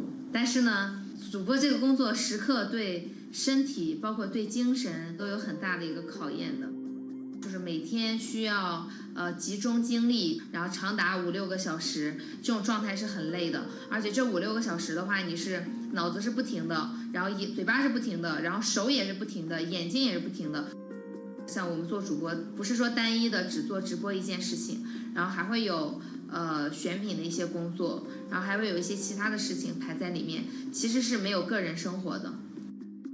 那我觉得增强粉丝影响力的话，不是说某一件事情。可能今天做了什么事情你就增大了影响力，而是每天不断的内容的输出，粉丝不断的可能对你的了解，慢慢的信任你。里面有芝麻酱的味道，如果吃不习惯的话就慎买。A lot of successful live streamers are generally very good at communication. They're very good at articulating very simply what a product does, what a product doesn't do. In order for them to sell, they need to be trustworthy and appear trustworthy, and they need to show in some ways that they're authentic, right? So for Via and Li Jiaqi, they are able to articulate that quite a bit through their body language, through what they say. For example, Li Jiaqi will also sometimes say bad things about certain products because to him that's his honest opinion, and sometimes people want to hear that. And so they seem very credible, they seem very trustworthy, and don't forget, they're also very entertaining and very interesting. If you're familiar with Li Jiaqi, he won a Guinness record for like the most lipstick applications to models in like 30 seconds. So if you're able to create a lot of buzz with interesting things that you do, people who may not want to buy lipsticks will also stream in just to watch what he does. And then from there, you might get hooked. 这就是你一般女生出门的时候涂的口红的颜色。Live streamers also use sales techniques such as limited time or supply. This sense of scarcity can often encourage viewers to buy. The platform in itself creates and enhances some of these things because you see it live. Something we call social proof has taken over, meaning that, hey, other people are interested, other people are joining in, other people want the same product. and they add it in the chat and they ask questions and they say, oh, I want this too. What happens then? It makes the whole product even more scarce. But it's not just influencers. Local farmers, luxury brands, even mutual funds have also started their own live stream shows. Working with very top-tier live streamers can be risky.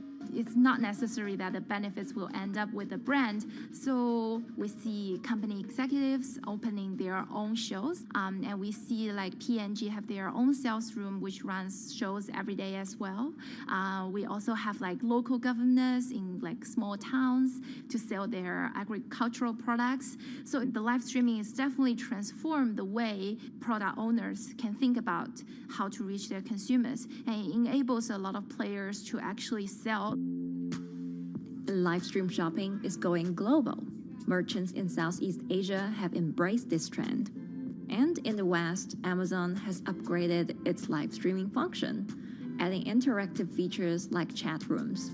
Companies, including Google and Facebook, are also developing and investing in technologies to integrate video and e-commerce. 直播电商它其实已经开始成为主流，它未来的发展空间跟潜力都是巨大的。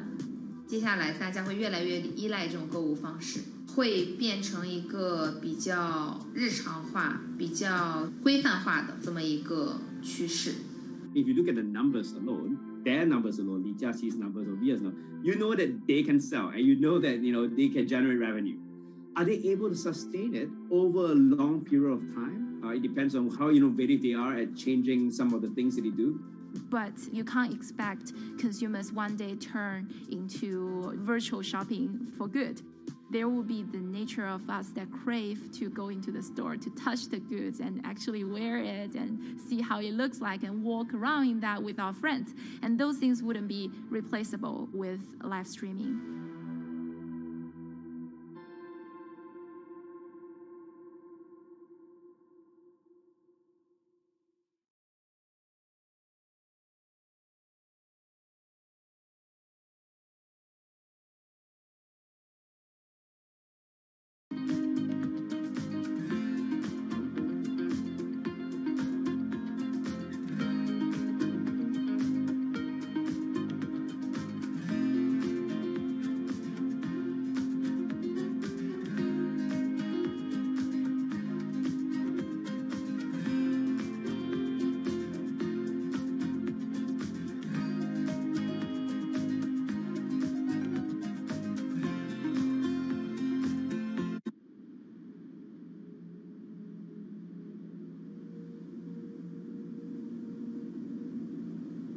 Imagine that the oceans are actually the largest battery.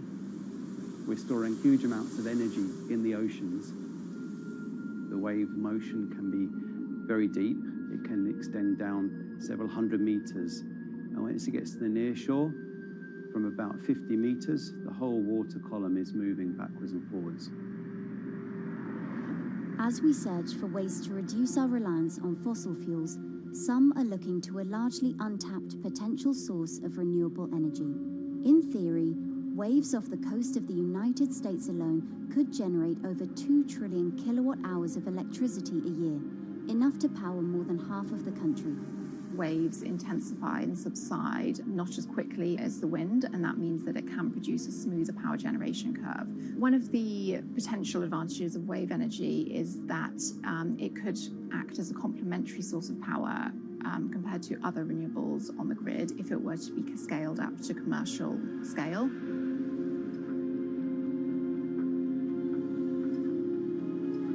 For decades, engineers have been trying to convert wave energy into electricity, but a host of technological and financial challenges have complicated their efforts.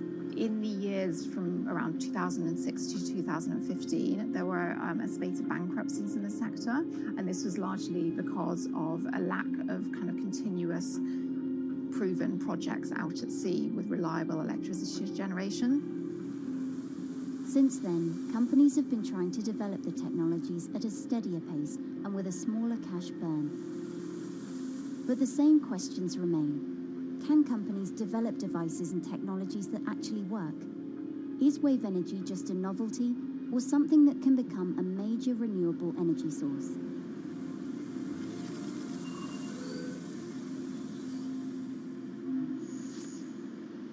the sea is a very challenging environment within which to operate a power project. So seawater is corrosive and conditions are very rough. So this means that power projects don't have a very long lifetime, and it increases operating and maintenance costs. Partly because of that, many early wave energy projects hit rough waters, such as the Palamas Wave Energy Converter in Portugal and the Isla Limpet project in Scotland. But that hasn't stopped others from trying.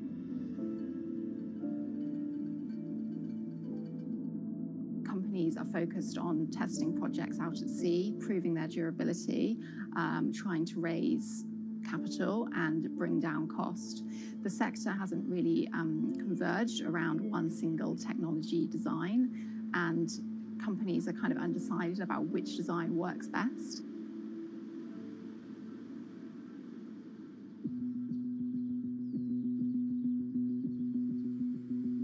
Finland-based AW Energy is a veteran in the sector. The first proof of concept of the company's device was made in the 90s after diver Rauno Koivusaari observed the strong back-and-forth movement of a hatch cover in a shipwreck in the Baltic Sea. The waves are generated far from the coastline, so the wind blows on the surface of the water, causing the water particles to rotate, and that rotation extends deep down below the surface, and the waves can be very long. They can be several hundred meters long. And as they come into the near shore, this rotational energy turns into an elliptical energy, and eventually backwards and forwards, as you probably noticed if you've been swimming on the seashore in large waves, you're pulled in and out. That's the energy that we're extracting. There's a sweet spot where we deploy, so around 10 to 15 meters of water depth. That's where there's still strong wave energy coming in. After years of research, prototyping and testing, the company has deployed Wave Roller, a 350 kilowatt device in the waters of Portugal. Wave Roller has an 18-meter wide and 10-meter high steel panel fixed to the seabed via a floatable foundation. The panel moves back and forth with the waves, capturing the energy. It's submerged in the depth of 15 meters, so it's protected from the extreme waves. We generate electricity by capturing the movement with hydraulic circuitry in a machine room underneath the surface. That hydraulic energy we turn to electricity with hydraulic accumulators and hydraulic motors, and also a generator. The Wave Roller has survived large waves at sea for over a year and delivered electricity via an underwater cable to the grid in Portugal. Meanwhile, the company has won a €2.5 million grant to work on an upgraded version of the Wave Roller, aiming to increase the electricity generation capacity to 1 megawatt. The upscaled device would have a bigger panel, 2 power takeoff units, and improved software to control the energy production. We have taken into use a wave prediction algorithm that kind of tells us what kind of waves are coming into our device. That gives us few seconds to prepare for capturing more energy, and the difference in that is significant. Our future plans are to deliver technology around the world. So I'm hoping we can be working on delivering technology to projects in Asia and also in the American continent as well.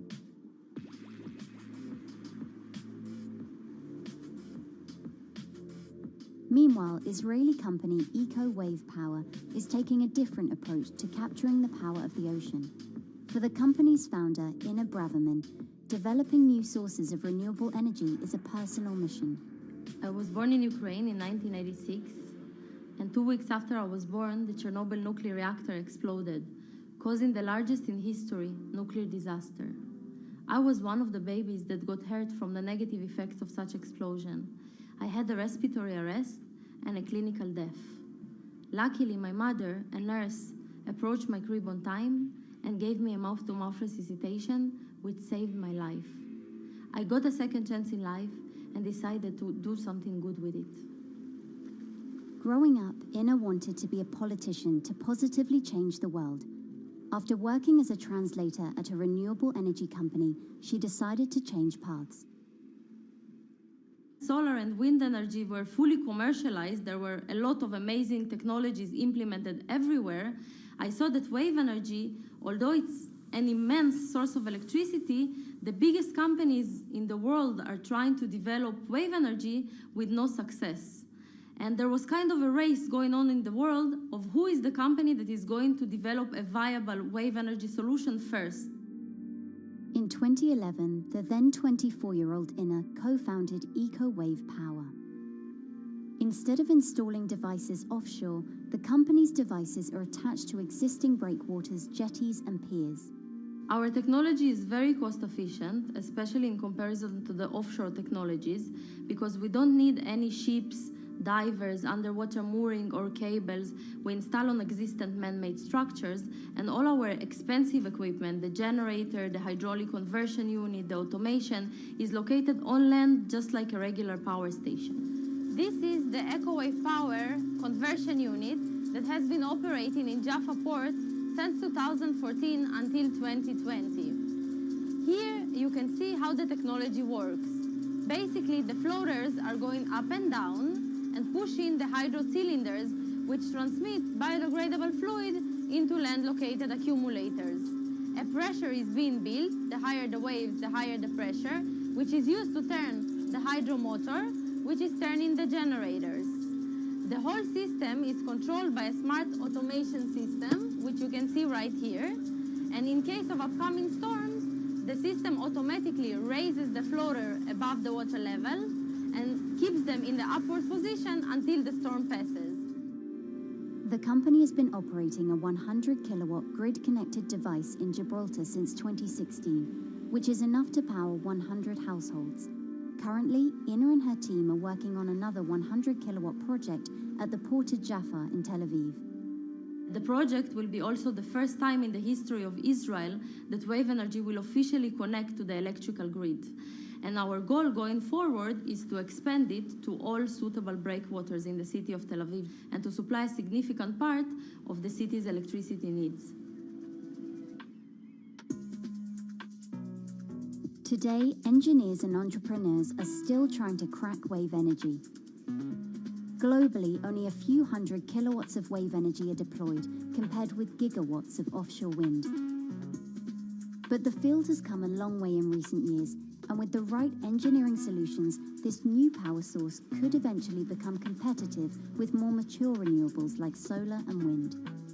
I would have a lot more confidence in the success of wave energy companies today as opposed to like 20 years ago. But in the next few years, or maybe the next couple of decades, it will be more likely to be used in remote locations like islands that are otherwise dependent on expensive diesel power, or out at sea on gas decommissioning rigs, or for powering underwater autonomous vehicles. So definitely, wave energy can compete with other renewable energy sources, but I personally believe that this is not a competition. In order to have a 100% renewable energy friendly world, we need all renewable energy sources to work together.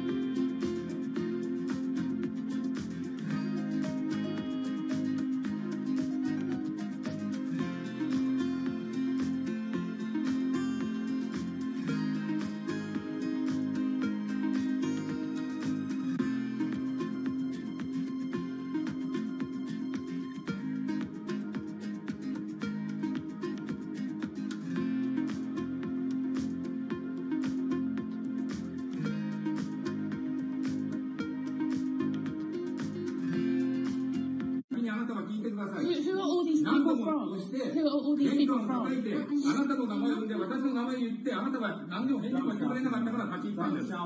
So can you please tell me? I'm not going to... please wait.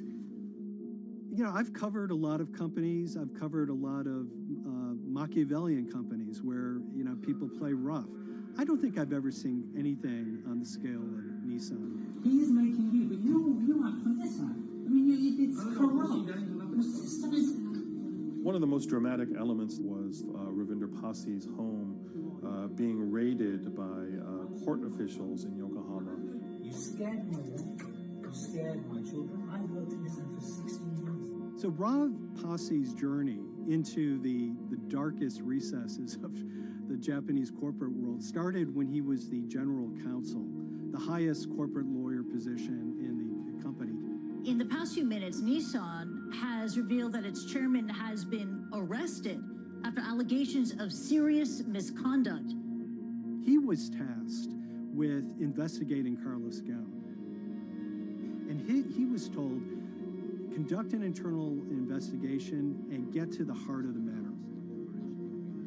And then along the way, he started to notice serious conflicts of interest. He is one of the few people who knows an extreme amount of detail regarding the alleged crimes by Carlos Ghosn, and he's now ready to tell his own story on the record about some of the events that happened.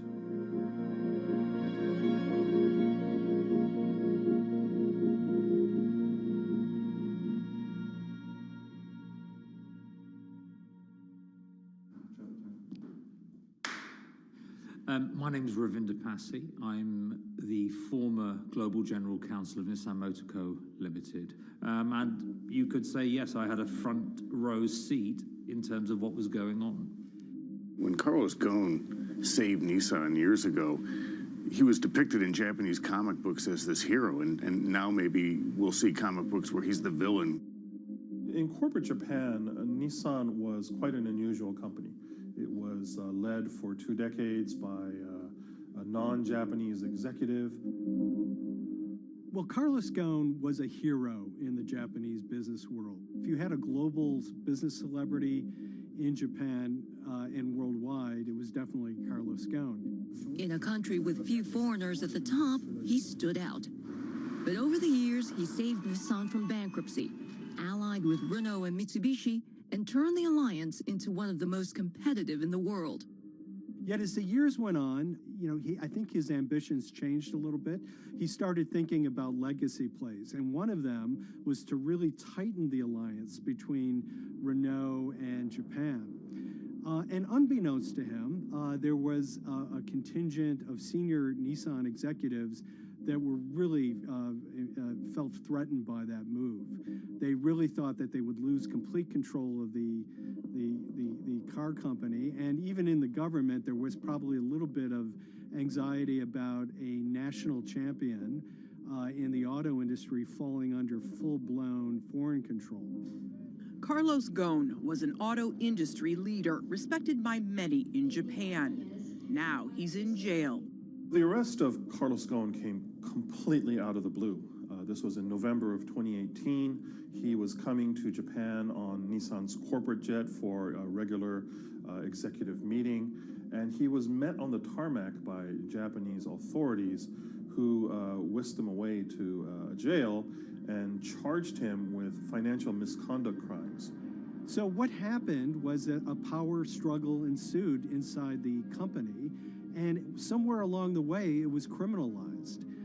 By that I mean that there were allegations leveled at Carlos Ghosn about the way he reported his pay to Japanese authorities, the way he handled money inside the company, that in other contexts might have been a board action, might have been handled internally.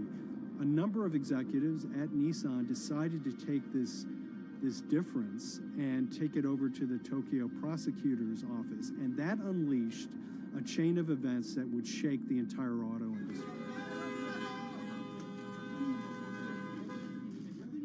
So after Carlos Ghosn was arrested, Nissan launched an internal investigation into the events that led up to his arrest.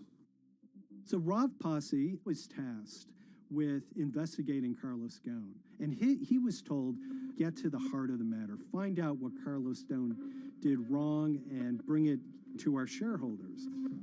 It's really complicated because you had various things coming out of the weeds. 2018, the investigation has started, and we become aware of matters in terms of conflicts, actions by certain individuals that cause some concern because things might not quite be what they seem. So in our story, we really took a close look at Harinada and his role in Carlos Ghosn's downfall. Harinada is one of the most fascinating figures inside Nissan. He's also a lawyer. He's originally Malaysian. Hello, Mr. Hadi. And he had a meteoric rise through the company and became very, very close to Carlos Ghosn and other top figures. He had a front row seat at all the major strategic deliberations at the company. And when he discovered that Carlos Ghosn, as his final legacy play, was going to tighten the relationship between Renault and Nissan, he made a decision to go against Carlos Ghosn. And he became one of the key figures that decided that Carlos Ghosn had to go.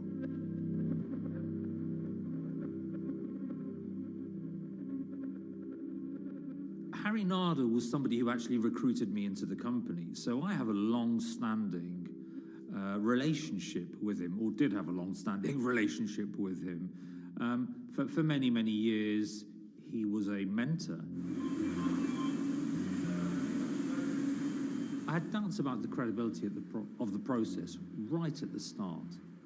Harinada had a plea deal with the Tokyo prosecutors.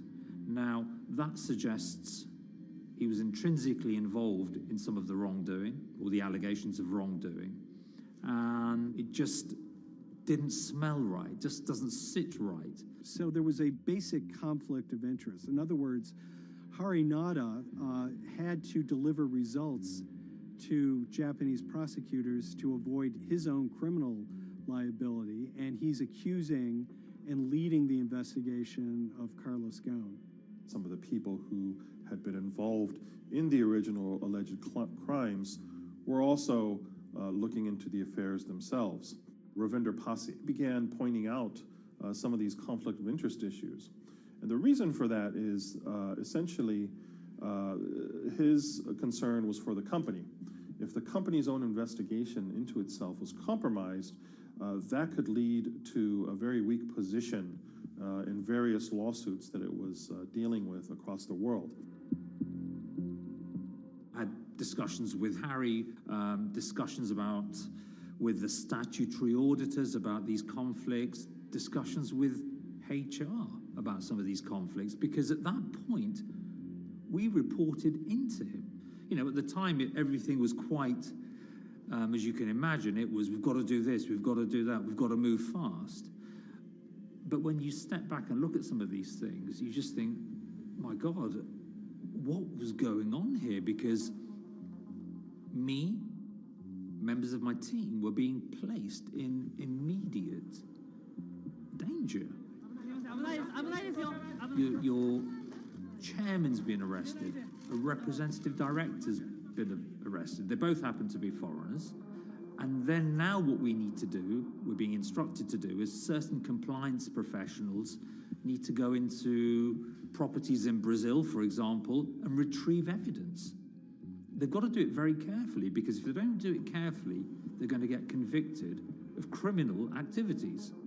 And likewise, when a team of lawyers were commissioned to go to Lebanon, I mean, one of my immediate concerns was, why are lawyers from Nissan being sent to go to Lebanon to retrieve evidence? These are just lawyers, they're corporate lawyers from Nissan. You had revelations that a number of executives had benefited from share appreciation rights when they shouldn't have. I mean, you know, substantive amounts of money being taken by these guys when they weren't entitled to take them. And you do think, yes, how is this going to look later on? It's going to look quite concerning. So that triggered for me the sort of assessment that, well, I'm going to have to do something, because up until this point, I haven't put down on paper these conflicts and these issues.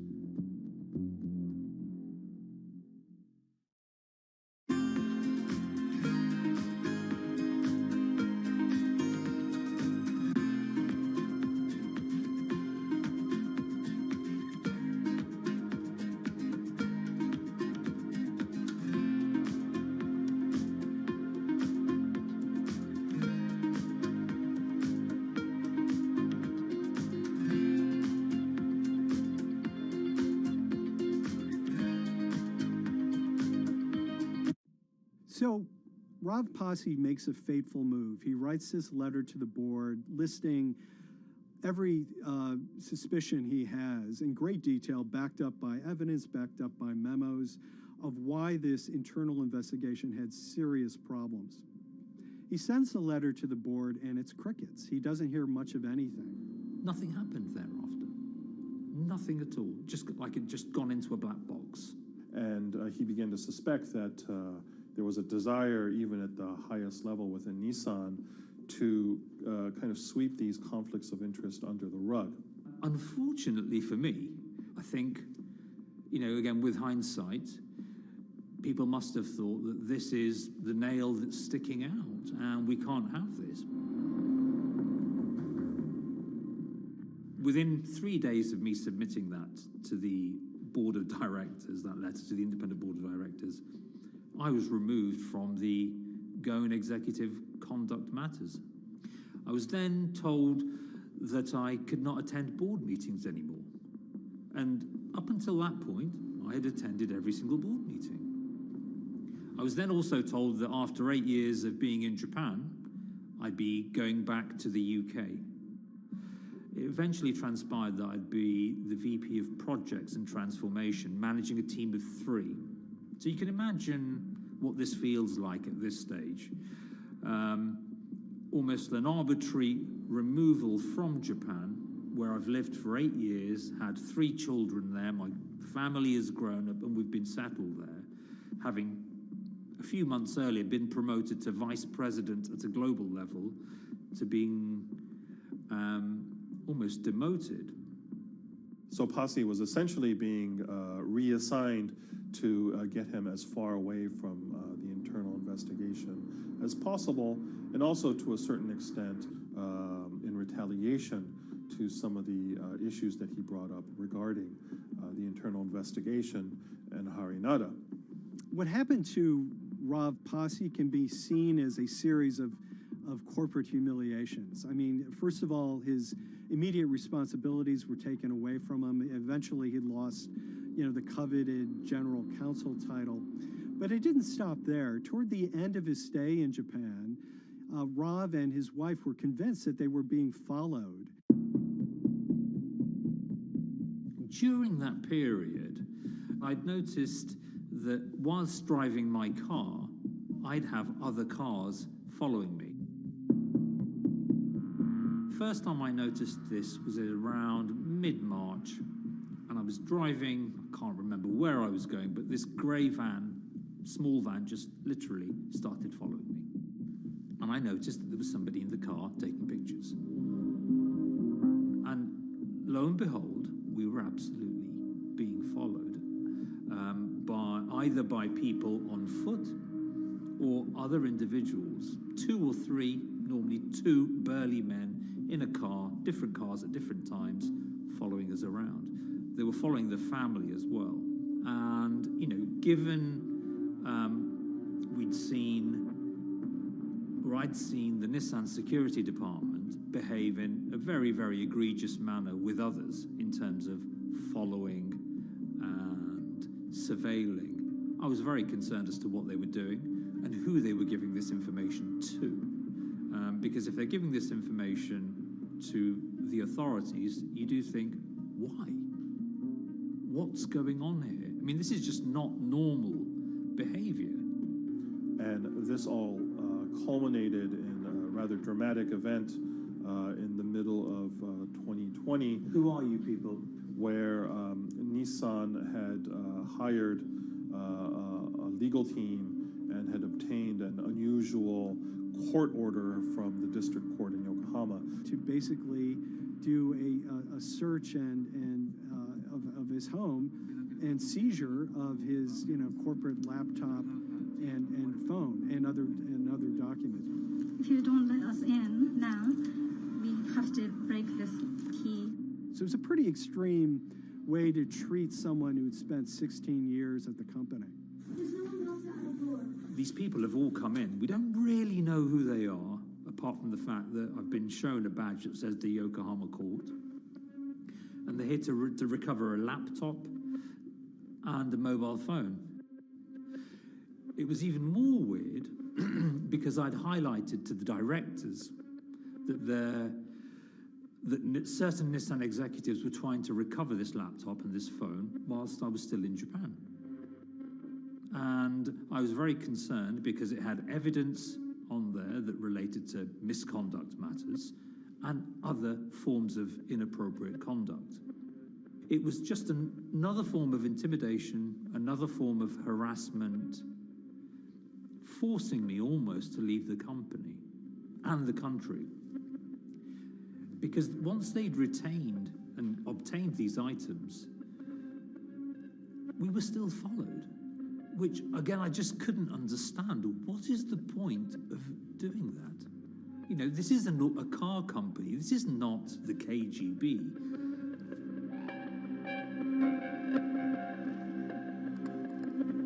I think it's fair to say that Rob Posse didn't have full battlefield awareness of all the intrigue going on at Nissan. I mean, Hari Nada is interesting because he's both charismatic and charming, and one of the most brutal corporate infighters one could ever run across. This is a confidential company email, right? You should not have this. If he had fallen into line, he would probably still have his job at Nissan, be paid very well, and continued his work.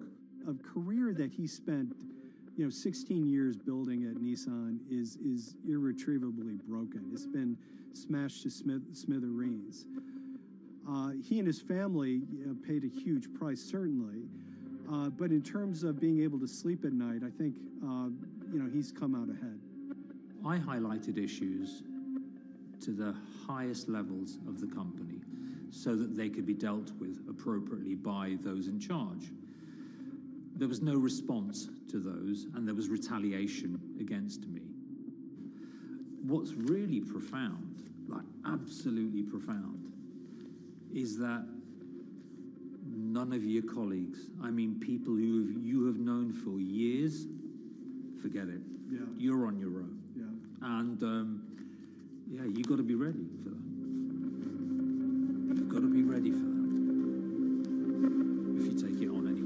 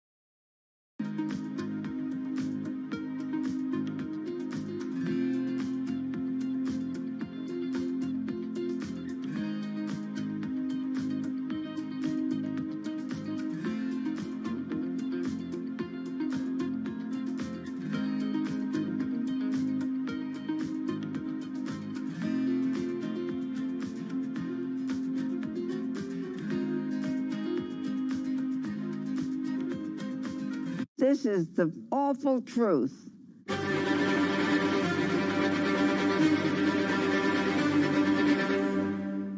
There's always someone in the family that's pushing it.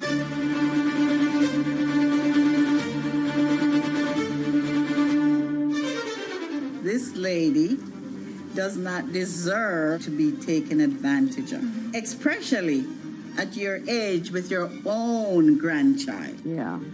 My grandma is having to sue them. I'm testifying against them. Nobody's talking. They're one floor below right now. I get afraid to go on the elevator. It's sad that it had to devolve to this. It's like a soap opera to me. It's a very sad thing. It's a family feud. A family feud. Here's a family that, on paper, you would think has the wealth that so many people seek, yet at the end of the day, it seemed to sort of rip everybody apart.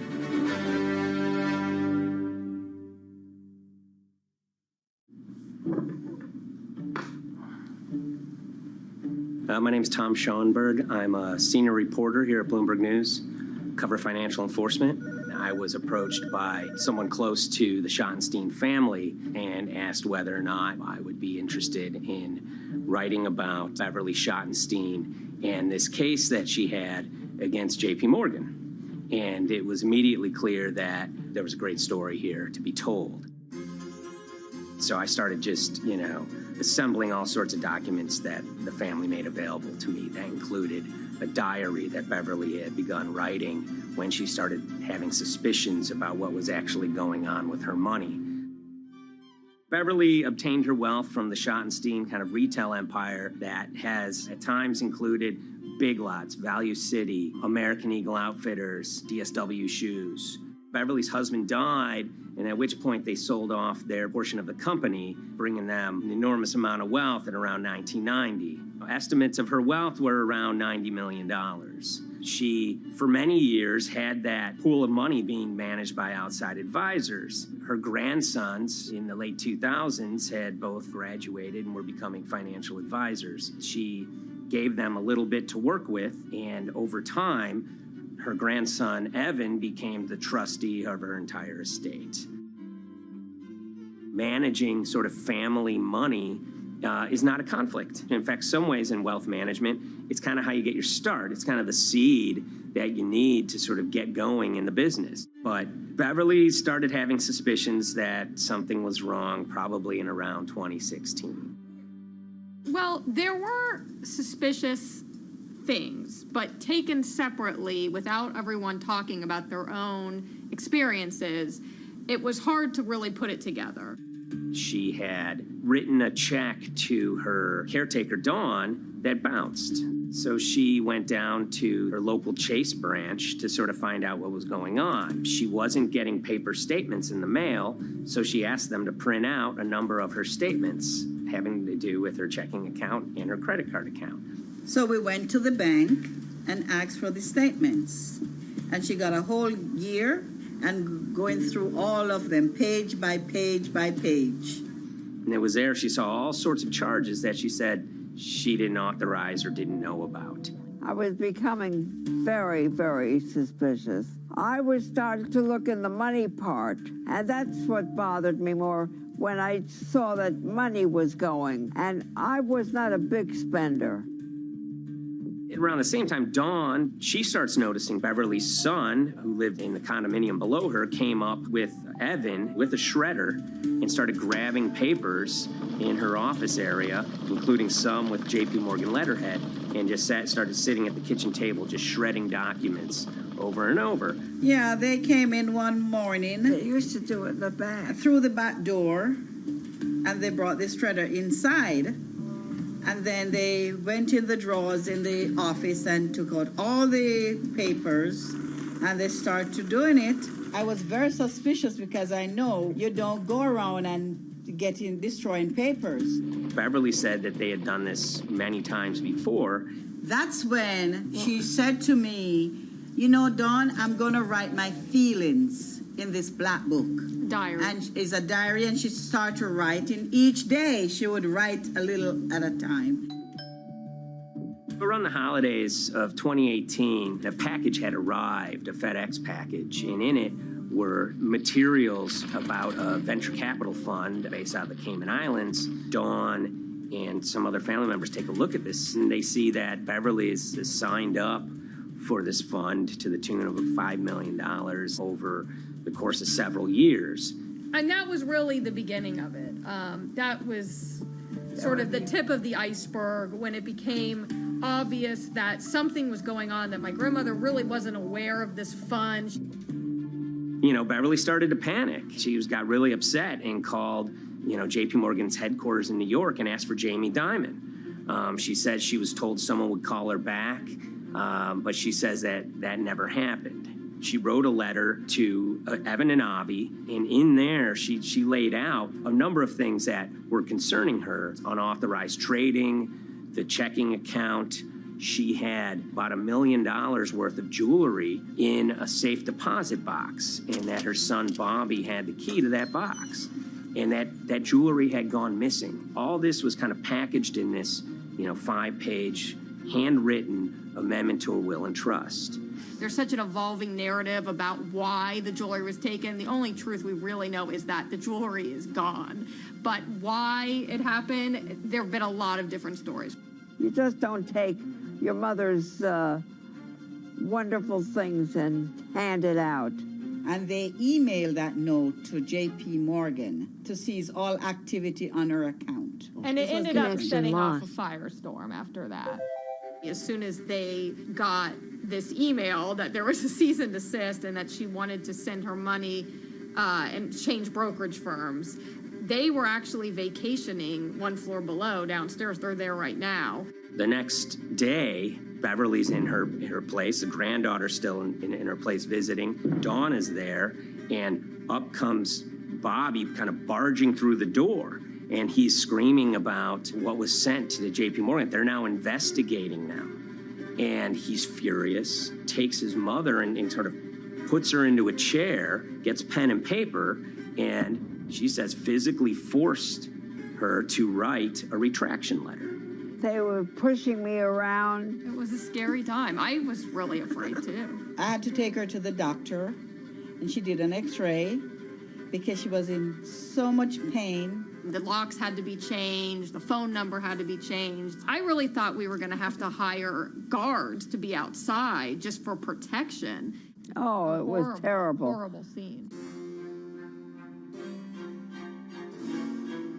Beverly brought her case before the Financial Industry Regulatory Authorities, usually known as FINRA. It took several months of hearings. She sees all sorts of transactions that's going on, hundreds of them that she claims that she never knew about, never authorized, but yet were logged in JP Morgan's files as having been direct requests from her. That included the sale of a large amount of Apple stock worth several $1 million, as well as all her stock in Big Lots. Over the course of their time with JP Morgan, Evan and Avi were making all sorts of trading on her account that was generating millions of dollars in commissions for themselves and the bank, yet she was not sort of getting any of the type of gains that you would expect sort of an $80 million account in a bullish market to be able to get. They issued a ruling entirely in her favor, finding that her grandsons, as well as JP Morgan, they were liable for violating their fiduciary duty, misrepresenting themselves, and they also found that the bank and her grandson, Evan, were liable for elder abuse.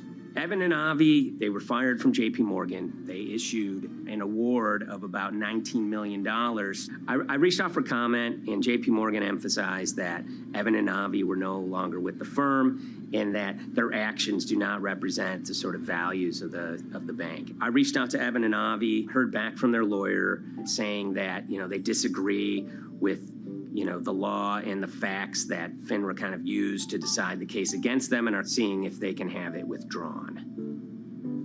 Her son, Bobby, wrote her a letter, said his sons weren't criminals, and he also admits to taking her jewelry. And he says he needed it to pay off some bad business debts he had. They never once came up to say, I'm sorry. If there had been an apology and some acceptance, and asking for forgiveness from my grandmother, I don't think we'd be in the position that we are now. Since the piece came out, we've received dozens of messages from people, many of whom are telling their own sort of personal tales of, kind of financial advisors gone bad, or family members who got control of an estate and abused, those within.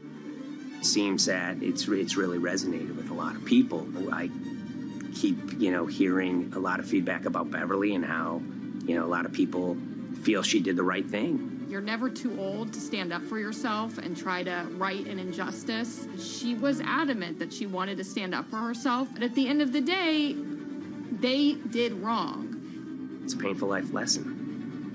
Beverly taught them that you don't mess with grandma.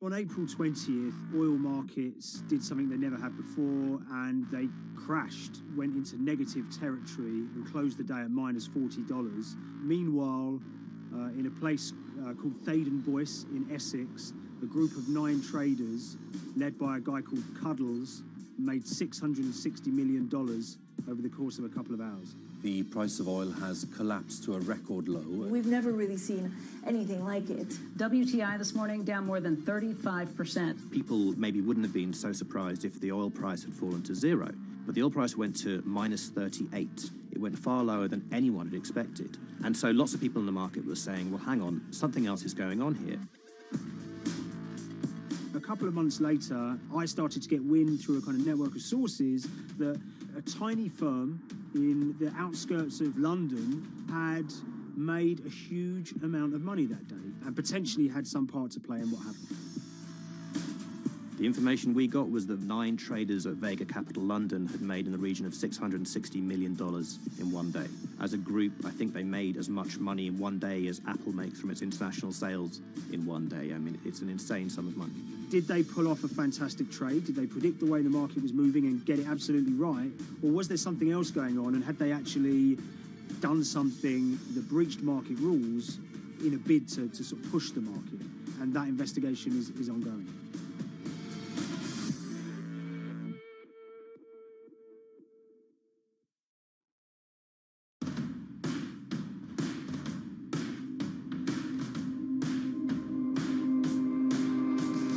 So Paul Commins is a trader who cut his teeth in the pits in the 80s and 90s. When everyone had a nickname, his was Cuddles. If you can imagine, that was a very sort of cutthroat type of world where people are doing, hundreds of thousands and millions of dollars trades by shouting at each other, giving hand signals, and then sort of scrawling on scraps of paper. The culture of the trading pits in London was very influenced by the working class guys who became traders there. They weren't like the city bankers that had gone before them. They weren't usually Oxford or Cambridge. They didn't wear Savile Row suits. They were ordinary working guys who happened to have a talent for trading. And a lot of them came from Essex.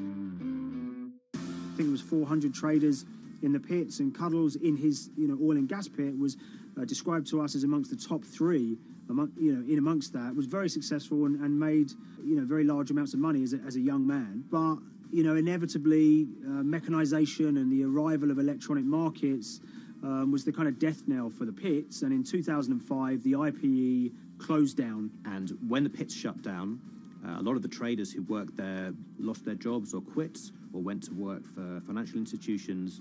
But Paul Commins decided to start his own trading collective out in Essex. Some of them are ex-pit guys, cut from the same cloth as him. Lots of them are actually sort of in their 20s, and they're his, drinking buddy's son, or they're his own kids' friends from football. They're young lads, hungry and ambitious, and he brings them into the fold. And fairly shortly, he's got, maybe a dozen or so traders that they're independent, let's be clear, but they're all part of this collective.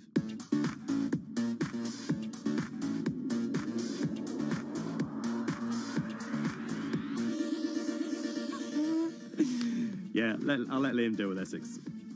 I am from Essex, so I feel like I'm free to, to get into this. Sweet, as they say. If you were to ask someone in Britain how they would imagine a kind of Essex person, they would see someone who's maybe slightly flamboyant, with a sort of Cockney accent, a sort of Guy Ritchie-style accent. Not afraid to splash the cash, but it's probably pretty bright and has done well for themselves. Don't even make sense, does it? But, these guys, they drove around very nice Rolls Royces and Bentleys. They went to places like Marbella on holiday. Thaden Boyce is a very wealthy place. You have to have considerable income to be able to afford to live in that village. It's a really nice place to live, and it's 20 minutes tube ride away from the city. Earlier in the summer, we have this lead, which is that there's this tiny firm called Vega Capital London, and they were the biggest winners from the biggest oil crash in history. Anyone that covers markets is going to be surprised about that. You're thinking your BPs of the world or your Glencores, but it's this tiny firm. And one of the big challenges that we had was actually finding out who worked with Vega Capital. It wasn't immediately obvious, and at first we had absolutely no idea. If you go to the Vega Capital website, it says it's under construction. If you do basic online searching, it's very difficult to find anyone who's publicly connected to the company. So inevitably, we're incredibly curious at this point. Like, who the hell are these people? The more reporting we did, the more it became clear that this group were connected socially as well as professionally. They went to weddings together, they played golf together, they would go on holiday together. We found out that a number of them were members of the West Ham Supporters Club in London. A few of them started companies together, so you could see all the connections between them and start to see a distinct group emerging. And it really just was this kind of shock that, this wasn't just like a hedge fund or a firm you'd never heard of. This was actually a group of buddies who all had the same experience on this day and had all made a huge amount of money. So if you're an oil trader, there's a number of different ways you can trade, and probably the most popular is WTI futures contracts. And it's basically a contract that says, I'm going to buy 1,000 barrels of oil from you at this point in the future, or I'm going to sell 1,000 barrels of oil to you at this point in the future. It's actually just a financial contract to gamble on to predict whether oil is going to go up or down. On the 20th of April in Essex, there had been signals for a while that this was going to be an exceptional day in oil markets. And we know that some of them arose early and started their trading in the early hours of the morning while it was still dark outside. Essentially what they were doing is buying contracts that gave them an obligation to buy oil at whatever the price ended up at 2:30 p.m. So they're basically placing a bet that oil was going to fall throughout the day. But they're simultaneously selling lots of oil as well. And whether they make a profit and how much profit they make is the difference between what they buy the oil for and what they sell the oil for. Now, of course, we now know throughout April 20th, the price dropped and dropped. So this is going very well for them. They are committed to selling oil at these prices, and the prices are continuing to fall, which means they're going to be able to offset it and buy oil at cheaper at the end of the day. Now, once it gets to kind of 1:30, 2 p.m., that's when things start to get really interesting. Suddenly there's a kind of influx of buyers and sellers, as desperation increases in the market and trading volumes go up. Now, at 2:08 p.m. exactly, something bizarre and unprecedented happened, which is that oil passes into negative territory. And it fell to a record level of minus $38. We've never seen anything like it, period, in terms of the contraction of the global economy. That huge gulf between what they were buying the oil for and what they were selling it for enabled them to make more money than they ever thought possible. So their profit was the difference between minus 37, and all of these positive numbers on every contract they sold. The price of crude briefly hit minus $37 a barrel. For one group of traders operating from a small office, it was a very, very profitable day. It's important to remember this had never happened before in the history of oil trading. No one could have predicted it. I can't think of another example of where you enter a trade and you get paid on both sides. You get paid both to sell and to buy. It's unthinkable. One thing we know about the Cuddles Trading Arcade is that they were very comfortable taking large risks. And, you have to be clear, this was a large risk. Yeah, we spoke to oil traders, both people that know these guys and people that don't, and they all say that this is, incredibly risky. And that's actually what stops a lot of oil traders doing trading like this. They simply aren't willing to stomach the risk. But Cuddles and his friends were. So when the kind of final calculations came down, the group of the 9 most profitable traders made $660 million or thereabouts between them. I mean, if you can imagine, I think 3 or 4 of them made in excess of 100 million each. One of the astonishing things about this trade is that 2 of the individuals who made more than $100 million in a single day were in their 20s. One of them was 22 years old. Only a few years earlier, he'd been posting on his social media about doing teenage stuff with his mates in town and going to see girls and rap music. And here he is a few years later making $100 million in a single day's trading. When me and Liam discovered that, we couldn't believe it. We couldn't believe what we were seeing.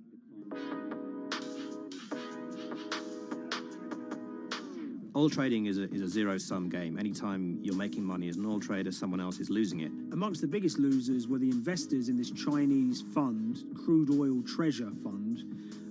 There were thousands of them, and they lost everything. Lots of people had put their savings into oil funds. They lost money that day.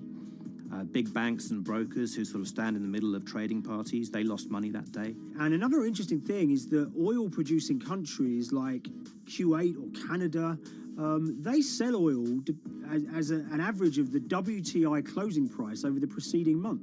So the fact that one of those numbers in that average was minus 37 meant, if you can imagine, countries like Saudi Arabia and Kuwait potentially lost a couple of dollars on every single barrel of oil they sold that month. Vega Capital's traders made such an extraordinary sum of money that it was inevitable there would be some scrutiny of what they did. But it wasn't just the sums of money they made. In the vital half an hour before the settlement price was set, they were by far the biggest sellers of oil futures in the market, which is an incredible thing to think about when you consider that the other participants in that oil market are going to be the world's biggest banks, oil majors, BP and Shell, and here you have a group of 9 guys in Essex who are having this significant influence over a global market for oil. I mean, I think you have to assume that if these guys had made $7 million or $10 million, they probably would be celebrating in Essex right now. But the fact that they made closer to $700 million has meant that they are facing understandable scrutiny. We wrote individually to all the Vega traders who did exceptionally well that day, and we got a letter in response from a law firm representing the group. And the law firm was at pains to point out, number one, that they haven't been accused of any wrongdoing, that they all traded independently and separately, and they'd basically all made up their own minds that this was what was going to happen in oil markets based on publicly available knowledge, and decided to execute this trade. What I love about these stories is there's a real variance of opinion, and some people will look at what happened and think that must be dodgy. They all traded at the end of the day. They all made a huge amount of money while all these people lost. That's shocking. But lots of people say these guys are at acute disadvantage. They're in a market that's inhabited by, huge technology-driven funds and firms and oil giants that have got all the advantages in the world, and when you get a bunch of Essex geezers who essentially beat the market and find a way to make a huge amount of money, they should get a pat on the back, really, because that's the dream. Since this happened, a lot of the guys have stopped trading the monthly settlements that they'd done so well at in the past. Several of them have set up new companies. They've essentially gone very quiet. Any kind of social media presence they had is kind of closed down. By all accounts, they're, waiting this out. It's certainly too early to try and predict how the regulatory investigations are going to pan out. We just don't know. There's a number of potential outcomes for these guys. Potential punishments if there are any findings of manipulation against Vega or anyone affiliated with it might be you could be fined, you could be banned from trading, and in the most extreme cases there have even been criminal prosecutions in the past of people who have been found to have been manipulating the settlement and misconduct related to trade at settlement. There are other outcomes too. One obvious one is going to be that they're able to walk away from this life-changing trade with all the money that they made and celebrated as heroes in the trading community. That they'll go down as legends.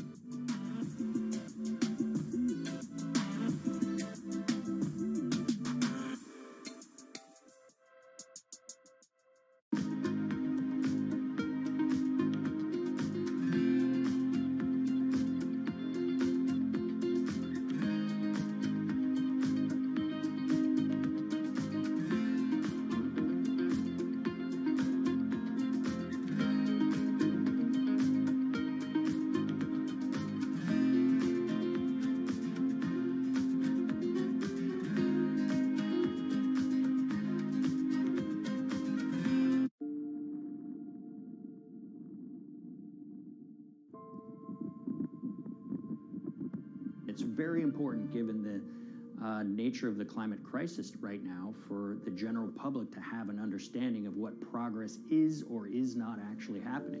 And I think many readers right now, they'll see these hundreds and hundreds of companies making these big, bold climate claims.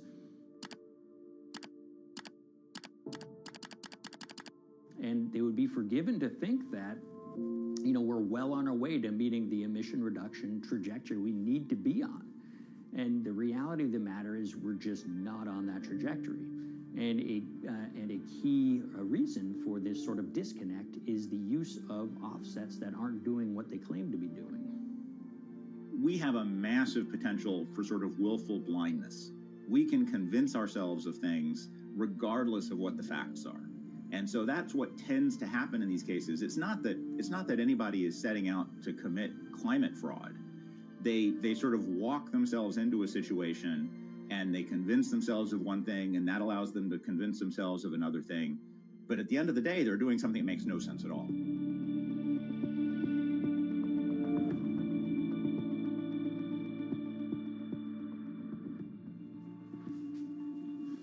My name is Ben Elgin. I wrote the story about how the billion-dollar market for carbon offsets is setting back the fight against climate change. So one of the challenges in reporting on carbon offsets and trying to figure out what's going on is really finding good experts who have been steeped in this marketplace and are willing to candidly talk about it. One of the best people for this is a fellow named Mark Trexler, and I've been talking to him for more than a decade. My name is Mark Trexler. I've worked in climate change for the last 30 years. I was actually hired by the World Resources Institute in Washington to work on the first carbon offset project in 1988. In terms of defining a carbon offset, one of the beauties, so to speak, of greenhouse gases, sort of the silver lining of greenhouse gases, when you put up a molecule of CO2 into the atmosphere, it can be anywhere in the planet in 7 days. And therefore, if there's an option to reduce emissions on the other side of the planet, and you can do that very cheaply as compared to doing it in your factory, for example, then why not pay that person, that factory on the other side of the planet to reduce their emissions? Then you are, in a sense, offsetting your emissions, and the atmosphere doesn't really see your emissions anymore.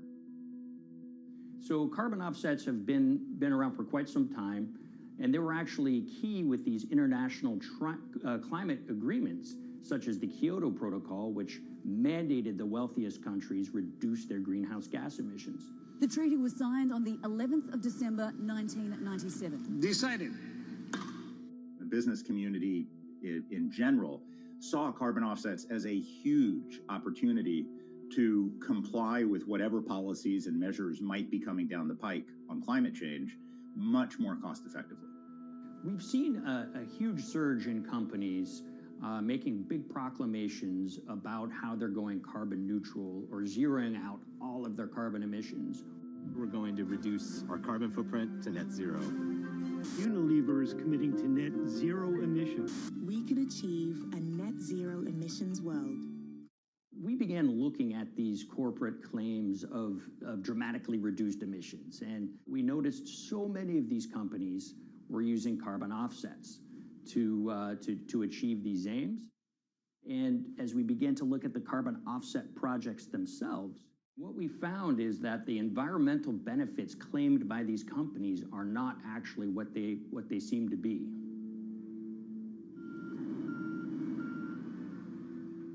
And as we sort of saw and spotted a number of these very aggressive carbon offset projects, which appeared to be generating inflated credits or bogus credits, we saw a number of them were associated with the Nature Conservancy. This surprised us. The Nature Conservancy is the world's biggest environmental group. They have about $1 billion a year in revenues, and they've been around for 7 decades.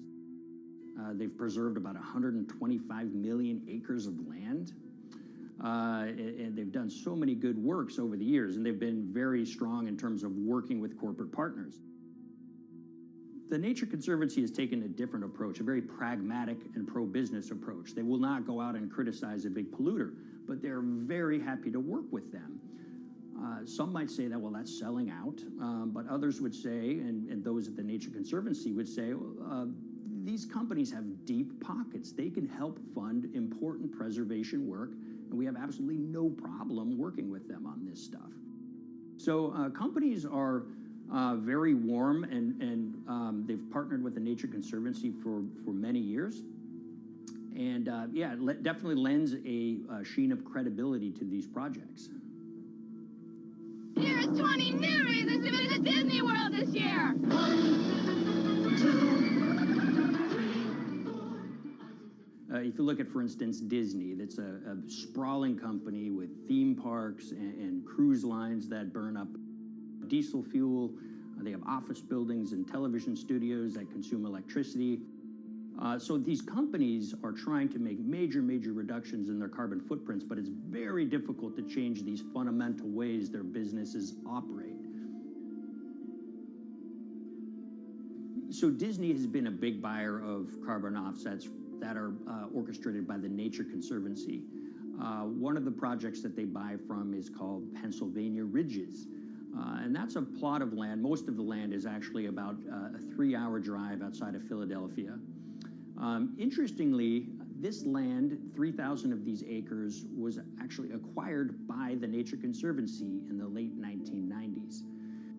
This land was imminently threatened. There was a pending logging contract on this land.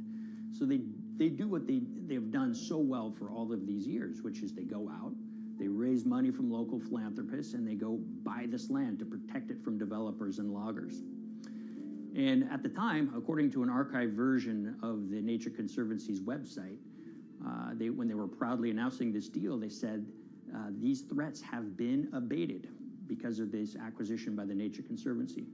So it's really interesting now, fast forward 2 decades to earlier this year when they put forward this carbon project. And if you look through it, this land is a key part of that carbon project. And what they're now saying is this land is now, once again, imminently threatened. 72% of the trees are going to be cut within 5 years. Now, this is just astounding because this land is owned by the Nature Conservancy. They do not clear-cut land that they've bought through philanthropic donations. So this scenario that they've put forward to get carbon revenues is not really plausible. And what that means is when you have Disney coming in and buying these credits, when it eventually lowers its carbon footprint because of these credits, well, that won't be a credible or truthful claim by Disney.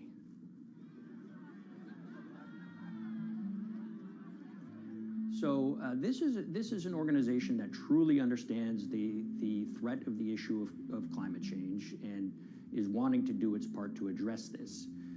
However, in this situation, it just appears their drive, which they've had for decades, to increase the amount of revenues that it can use for land preservation work, Nature Conservancy and many others see that the carbon credits as a pot of money that they can tap into to further their own benevolent aims. But unfortunately, what this has resulted in is claims of climate progress that just aren't really happening. So the Nature Conservancy defends vigorously these deals, and they and others will say, look, our projects are just following the rules that these registries set up. So some would also put some of the blame on the registries themselves because they're setting up the rules which allow these vapid projects to get up and sold. So we've reached out to all of the companies we mentioned in this story, including Disney. They didn't want to be interviewed for this story, but they all told us that, look, we have to rely on the experts out there, and those experts, they say, are these carbon registries that have been set up. Most of these Nature Conservancy deals are set up and sold on this exchange. It's called the American Carbon Registry. Now, it's the oldest of these registries that allow voluntary carbon credits to be sold. They've been around since 1996. What these offset registries do is they set up rules, and any carbon offset project has to follow those rules. But there's this tension that's always there. If the rules are too strict, then it's going to be very hard for carbon offset projects to get up and running. So there's this balance going on where the registries want rules that attract projects, but they don't want it to be so strict where it will disincentivize projects from getting listed. One of the challenges with designing carbon offset systems is that there are normally two people at the table. You have buyers and you have sellers. And to some extent, you have policymakers, but you know, the buyers and the sellers are really the ones with the expertise, with the incentive to really participate hard, make a lot of things happen. And the challenge there is that both of them sort of want the same thing, or they're both happy with the same thing. They're happy with low-cost offsets and a lot of them, because that works for their business model. You end up, though, with nobody really representing the atmosphere, so to speak. Nobody's really representing the climate in those discussions. And so the policies end up biasing the whole system. And you end up in sort of a race to the bottom. And that's what we've seen happen.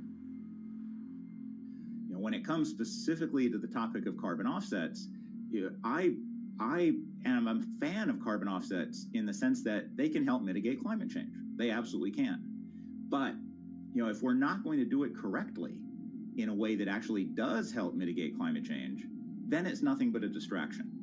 And, you know, after 30 years, you have to start wondering, is it really just a distraction? And that's really unfortunate, but that's where we are. Ultimately, what needs to happen is systemic change. You know, we're sort of nibbling around the edges with some of these different things. We need to change how we produce energy. We need to change how we transport ourselves. We need to change what and how we eat. You know, we need systemic change associated with transitioning to a low carbon economy. A lot of what we're doing today is not promoting systemic change. It's sort of trying to stick your thumb in the dike to preserve the current system. And at the end of the day, that can't really work.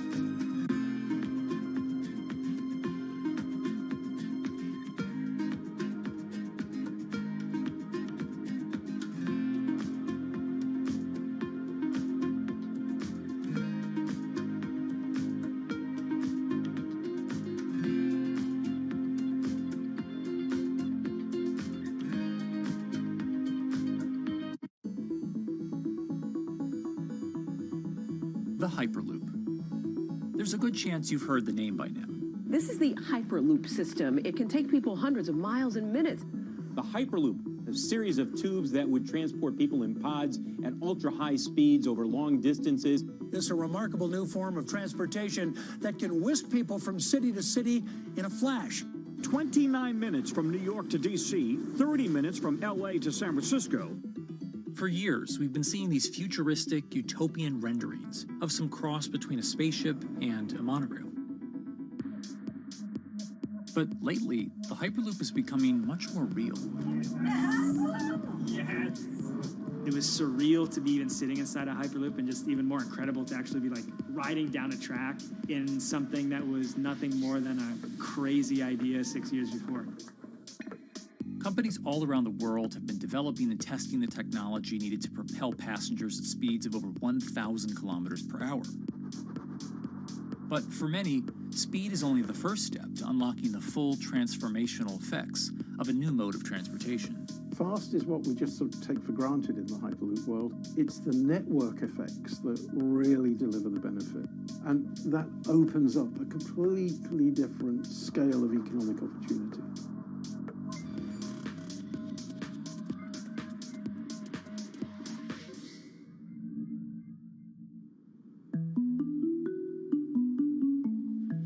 We've got planes, trains, automobiles, and boats for getting around Earth.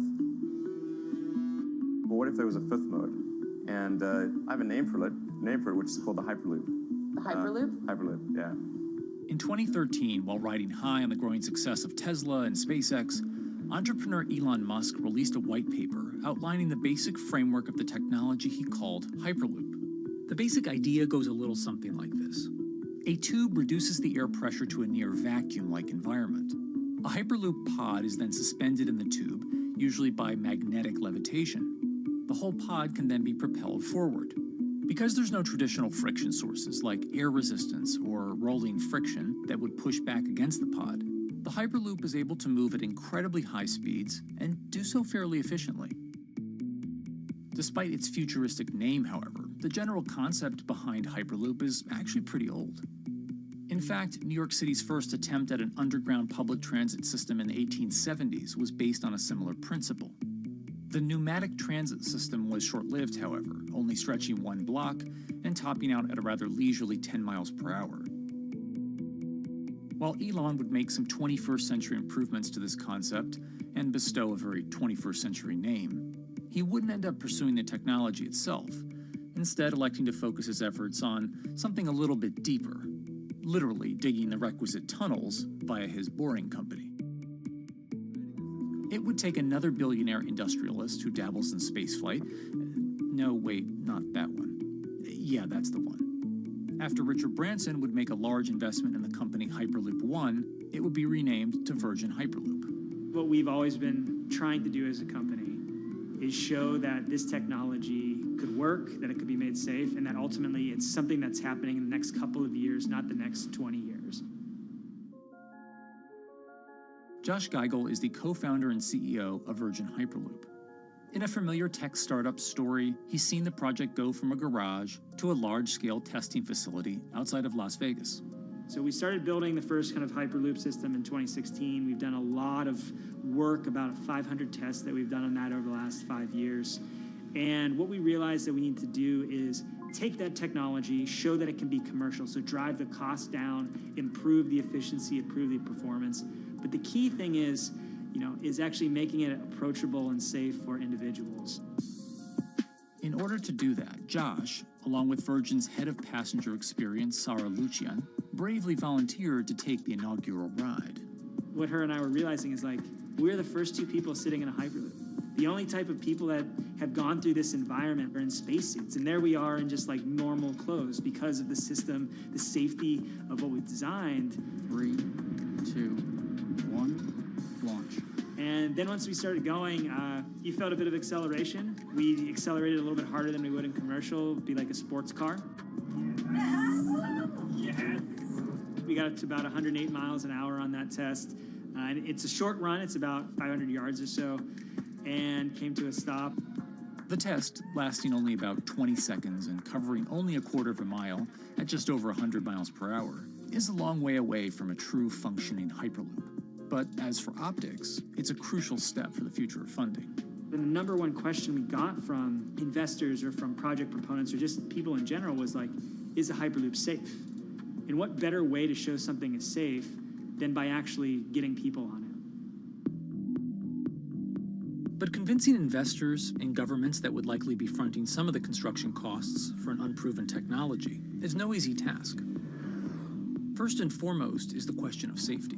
Most people don't know how an airplane works, but yet they get on an airplane. They get on an airplane because, it's faster than driving, and most importantly, they've probably gotten off of one before, they've seen someone get off of one before.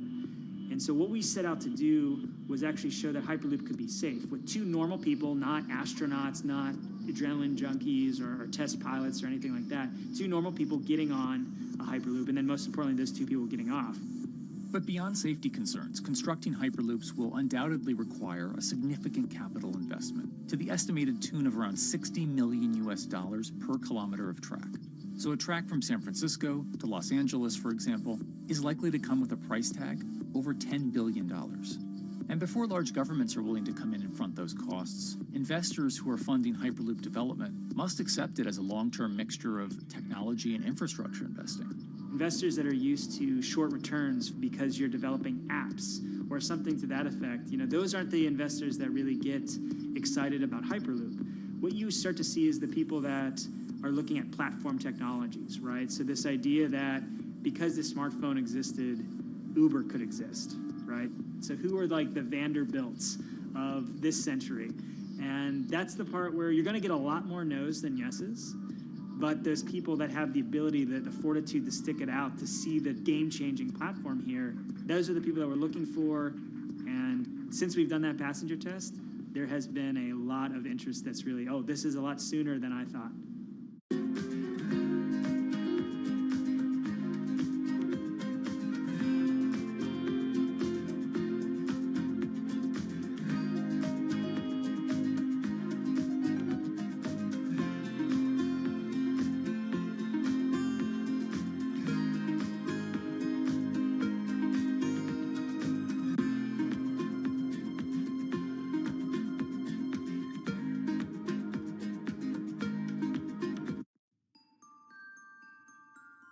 Envisioning the ripple effects of what Hyperloop could achieve, though, is fairly challenging at this stage of development. It's fast, yes, but for point-to-point travel, traditional maglev trains can move pretty fast as well. And outside of China, South Korea, and Japan, even those haven't seen much adoption elsewhere due to the high costs and questionable profitability. The Shanghai line in China, for example, loses around $100 million every year. Hyperloop companies, however, believe they can offer something different than traditional railway lines. My name's Alan James, and as far as I know, I'm the only guy on the planet who's written a government-level business case for 300 kmh conventional high-speed rail, 500 kmh maglev, and 1,000 kmh Hyperloop. It's fundamentally about moving people from where they are to where they want to go, when they want to make those journeys, and doing it in much smaller numbers. So pod designs for Hyperloop range from 12 to 28 seats, typically. Why are they small? It's because small enables the network to operate flexibly. And a great example of that is the east-west strategic route across the north of England, from Liverpool to Manchester to Leeds. So to get from Liverpool via Manchester to Leeds by train is just short of 2 hours today. It'll probably take you 2 hours driving as well in average traffic conditions. Net result is those three city regions remain three separate entities: Liverpool, Manchester, Leeds. There's very little commuting traffic between those urban areas. Hyperloop absolutely changes that from the ground up. Liverpool to Manchester is a 5 or 6 minute journey. Manchester to Leeds is also a 5 or 6 minute journey. What that effectively does is create a single supercity economy. In this vision, the Hyperloop acts a little more like a highway, where pods have fixed destinations and don't need to stop along the way. Meaning you can travel on a Hyperloop network from, say, Liverpool to Leeds, while the pod behind you travels from Liverpool to Manchester. And if that metro Hyperloop network is connected to other networks from the same location, you could travel from Liverpool to Paris or Liverpool to Amsterdam, all without making a single stop. For passengers, for business, for leisure, that is utterly transformational. For high-value freight and logistics, it's equally transformational. But critically, if you do a Hyperloop network at scale, you begin to deliver massively significant carbon savings too. A multi-regional Hyperloop network could become a replacement for both short-haul passenger and cargo flights and traditional ground transportation, both of which are significant carbon producers. One Hyperloop-connected distribution hub, perhaps at an airport that is predominantly used for international air freight, replacing maybe 10, 12, 15 distributed road hubs. It takes a lot of polluting and inefficient truck haulage off the roads. That itself means roads gain extra capacity. Hyperloops will still need to use electricity to both move pods and maintain the near-vacuum environment in the tube. Proponents of the technology believe that this can be done by using renewable sources, including a combination of solar panels and battery technology that could be used along the Hyperloop itself.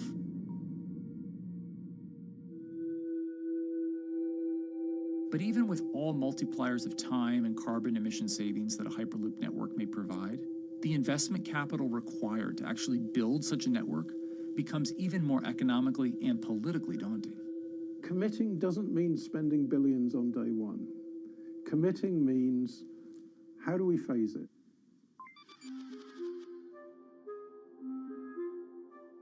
One company in the Netherlands is working to develop that technology, and perhaps more importantly, the international coalition needed to make the Hyperloop network a reality.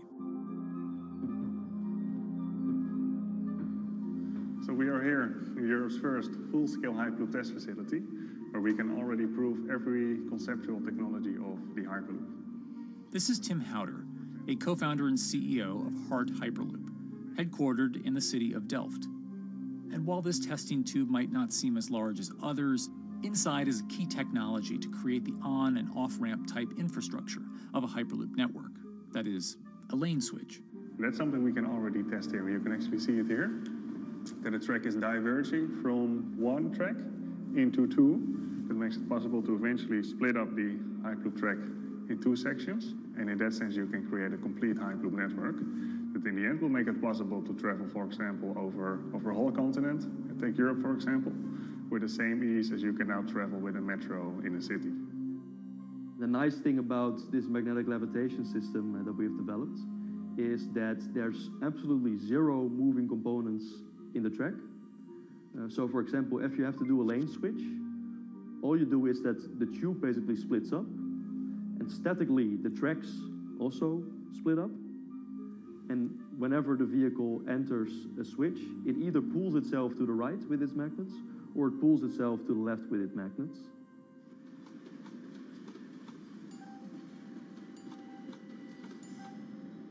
Lane switching on traditional rail requires the physical movement of the rail.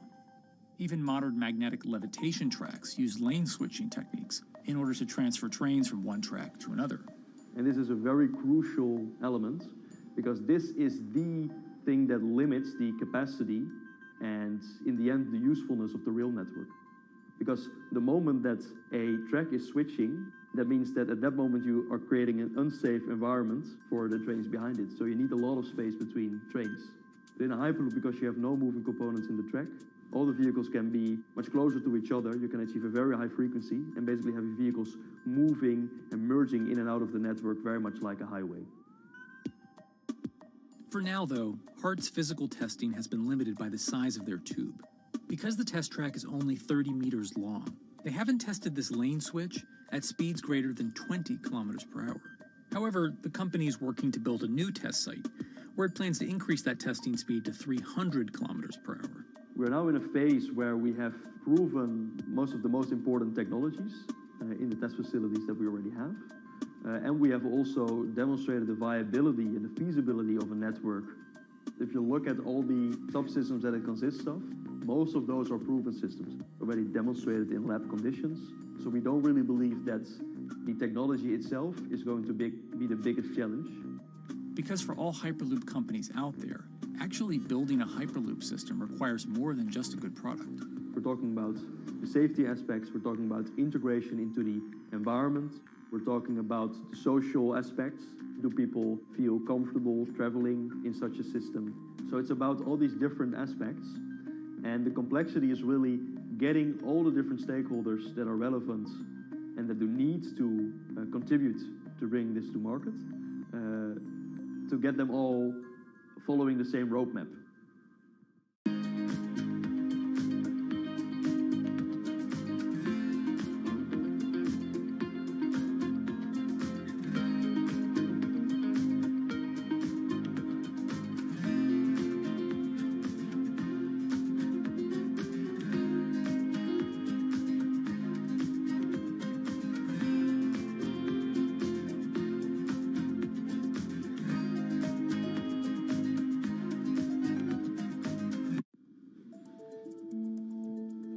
In order to help build this coalition of private and public interest in Hyperloop development, HART in 2018 partnered with other Hyperloop companies from Europe and Canada. The goal was to define, establish, and standardize the framework to regulate Hyperloop systems. Right now we are working with all the Hyperloop developers together in setting up the first, let's say, structure for starting the standards drafting.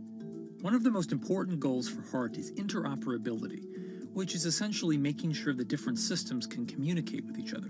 Interoperability is so important because what we want to achieve is actually have this seamless travel experience. So you don't want to end up, for example, going from Madrid to Paris and then switching because you need to use a different technology to get, for example, to Amsterdam. The idea being that as companies around Europe create the first commercial Hyperloop tracks between individual cities, one day those can all be connected to a larger network. Everyone that believes that Hyperloop is a future transport system also realizes that there is a need to have this network because that's where Hyperloop thrives. Hyperloop is such a huge project. It's definitely not something that you can do on your own or as a single company. So you need to do it with a lot of other companies. You need to have the governments. I think in that sense, the biggest challenge that we've encountered is to really get all the required parties together to take the steps in development and in commercial implementation. HART's next plan is to build the European Hyperloop Center, an open testing facility which will include a 2.6-kilometer test track. And the company hopes to test travel speeds there at up to 700 kilometers per hour.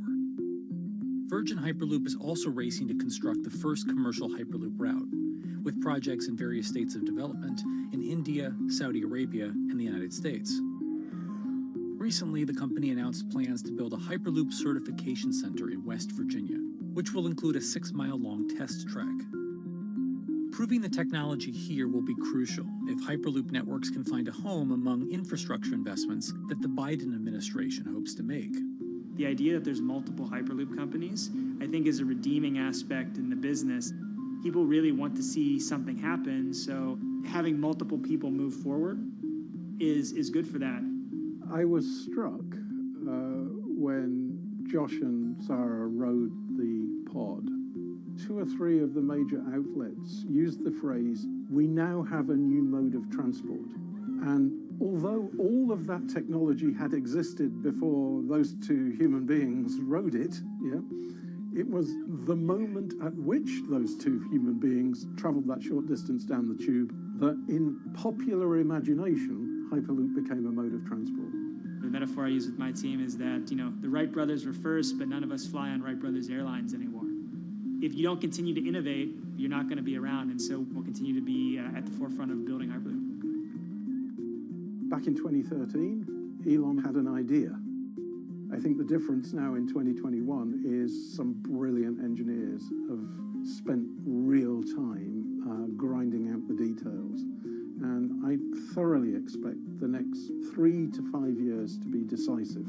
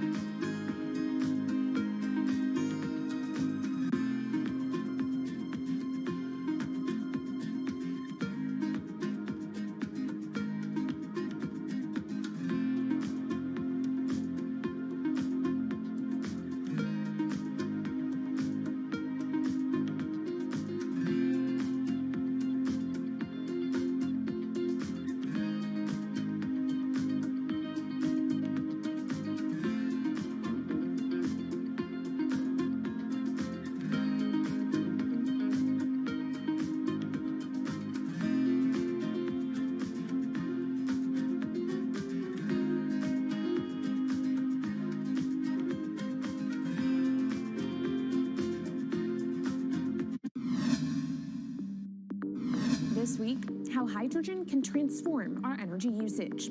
We'll look at why the universe's most abundant element could be a game changer in the climate revolution. Hydrogen technologies are not new. They are used in other sectors. We use them in space, on our rockets, and we don't need the laws of physics to change to be able to use hydrogen on our planes. From iron ore to green hydrogen, one of Australia's richest men tells us about his pivot to sustainable energy. Let's take action. It's practical, it's implementable. Let's do it now. Plus, the hydrogen revolution. We'll speak with the CEO of Italian utilities firm Snam about his new book and how green hydrogen could be competitive within 5 years. Costs are coming down and people are waking up to the fact that it's the only way to decarbonize certain sectors. From Bloomberg's global headquarters in New York, I'm Kaylee Lines, and this is Bloomberg Green.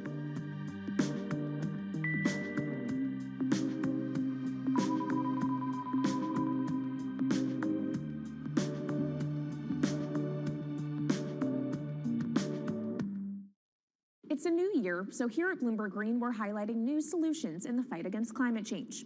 And one of those is as old as the universe itself, hydrogen. It's the simplest element around, but could well be a game changer when it comes to turning around our dependence on fossil fuels. Today, hydrogen is used in the chemicals industry to produce petroleum products. It's also starting to be used in steel production, an industry under a lot of pressure to decarbonize. But it has far more uses as well, from powering cars to heating our homes. And Bloomberg New Energy Finance sees a seismic shift in the sector in the next 10 years as green hydrogen squeezes out dirtier alternatives. So-called gray hydrogen dominates today. But as renewable electricity gets cheaper and more accessible, so will green hydrogen. In this week's edition of Bloomberg Green, we'll explore what this push into hydrogen means for tackling climate change. We'll hear from Australian billionaire Twiggy Forrest about his pivot from iron ore to hydrogen, and we'll also speak with the CEO of Italian utility company Snam about his book, The Hydrogen Revolution. But first, what are we using hydrogen for? And why does it actually matter? Christine Lee Edwards explains. Hydrogen, the most plentiful element in the universe. On Earth, we find it mostly bonded to oxygen in the form of water, or in other gases known as hydrocarbons. Hydrogen gas, H2, burns hot and clean, making it an attractive tool in the race to net zero. But isolating hydrogen from other elements is no easy task. Today, the cheapest way to do this is via chemical processes that break up natural gas. This releases a lot of carbon dioxide. Another method is to use electricity to split water molecules in a process called electrolysis. Although there is no carbon byproduct, a lot of electricity is needed. And if this power comes from burning coal or gas, it negates the zero emissions goals of using hydrogen to begin with. Hydrogen produced in this way, powered by fossil fuels, is called gray hydrogen. If carbon capture and storage is used together with fossil fuels, then it becomes blue hydrogen. If nuclear power is used, it's called pink.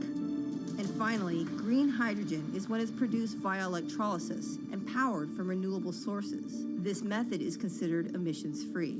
It's predicted that by the early 2030s, H2 made from renewables will be cheaper than that made from fossil fuels. But that hinges on the cost of electrolysis declining, which will be achieved through larger projects and an expansion of manufacturing. To be clear, vast amounts of H2 are already used today.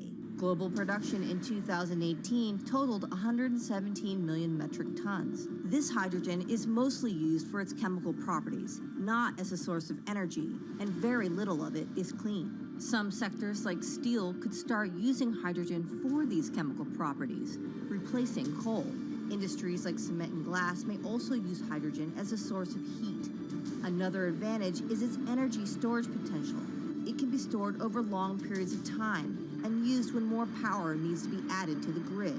It also could hold an advantage over batteries in heavy transport and shipping. The promise of hydrogen for energy has been around since at least 1874, when Jules Verne wrote about it in his book, The Mysterious Island. But the future of hydrogen will depend on policy.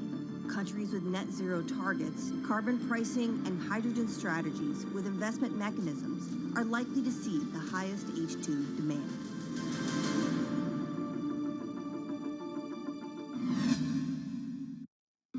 That was Bloomberg's Christine Lee Edwards explaining what hydrogen means for the energy transition. But how are businesses approaching the sector? Well, one of Australia's richest men is making a big play into hydrogen. Andrew Forrest, better known as Twiggy, made his fortune from iron ore, being the chairman, former CEO, and major shareholder in Fortescue Metals, one of the world's biggest miners. But after having made over $10 billion in profit from the metal in the last fiscal year, Twiggy wants to transform Fortescue into a clean energy company. He's been scouring the planet in search of investment opportunities in hydrogen and renewables. The firm plans to allocate up to 10% of its annual profits for green energy investments and is exploring projects across the globe, from Indonesia to Argentina. Francine Lacqua caught up with Twiggy Forrest. There's only one type of clean hydrogen, all the rest is dirty. Yeah. That is green. If you just say green hydrogen is clean, the rest is dirty, then you've actually nailed it. And, you know, anyone else who produces any other rubbish, any other argument, just look them there and say, why is global warming accelerating if anything you're saying is true? And then you'll know, actually, it's greenwashing. Yeah, but there's a lot of greenwashing because I keep on being told it's a transition. We can't just, make the transition at a click of a finger. So what are we doing wrong? What can we do better? I don't remember the personal computer having to transition the typewriter. I really don't remember that. I don't remember the smartphone having to transition the pocket calculator and the old landline. You know, its transition line is complete rubbish. The lie got put to it 2 days ago when JCB, a really loved British company, every right for the country to be proud of JCB, and Fortescue, holding a bit of a similar reputation, fantastic track record, everyone's done super well from Fortescue, huge balance sheet, super strong. When those two companies got together and agreed a $79 billion US agreement per annum, right, then that's a real wake-up call to say, hang on, green hydrogen is obviously commercial now. You know, every other form of fossil fuel hydrogen, you know, it can compete with it on price, it can probably lose on price, but what we know, it is cooking the planet. And only green hydrogen zero methane, zero carbon in the supply chain. Don't worry about the molecules in the supply chain. But at the moment, we're not even phasing out coal, if you look at the G20 communique. So we have a long way to go to talk about only using green hydrogen. Yeah, so look, I have a call, which I'd like to make now, that the world should not fund any more coal-fired power stations, coal mining projects, ever. We should wind them down as quickly as possible because they are cooking the planet just like grey and blue hydrogen is cooking the planet. Yeah. You know, hydrogen, which is not made from renewable electricity, is releasing 10 to 16 times more carbon, let alone the methane, which is worse, than it is hydrogen. So we've just got to stop doing things which are self-harming under the guise of greenwashing. So why are leaders so slow? Even if you look at the appetite for ESG investments, they're growing exponentially, so are emissions. So where are we allocating capital? Okay, so take the recent G20. There's probably a reason why there wasn't strong action coming out of the G20 because people were not aware that major transactions between large companies were taking place now on green hydrogen, that actually this pollution-free all the way to the supply chain fuel was now being transacted at multi-billion-dollar scale. If they'd known that, I don't believe any sovereign leader or any energy minister or climate change minister could not take ultra seriously that green hydrogen is now here to stay. It's broken through. History has been made. It will never go back. Okay, what is the one thing that you would tell leaders today and business leaders? How do we transition faster than what we are now because we're at real risk of missing our targets? Oh, so that's really simple.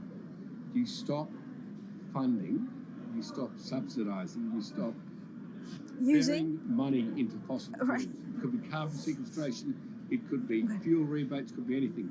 Hundreds of billions of dollars getting ashed while we ash the planet on fossil fuel subsidies. Because we haven't had that renewable electricity, we haven't had that green hydrogen, we've kind of been pushed down. It's all sorts of excuses. Oh, it'll never be commercial, it'll never be supplied in the quantities we need it, you know, blah, blah, blah. Now we know, let's take action. It's practical, it's implementable, let's do it now. Okay, if we do it now, is there going to be a shock to the energy system? Is there going to be a shock actually to economically? And is it worth, you know, not talking about transition, just going from A to B? Yeah, it's a fantastic question. A to B is the solution. Let fossil fuels do what fossil fuels do.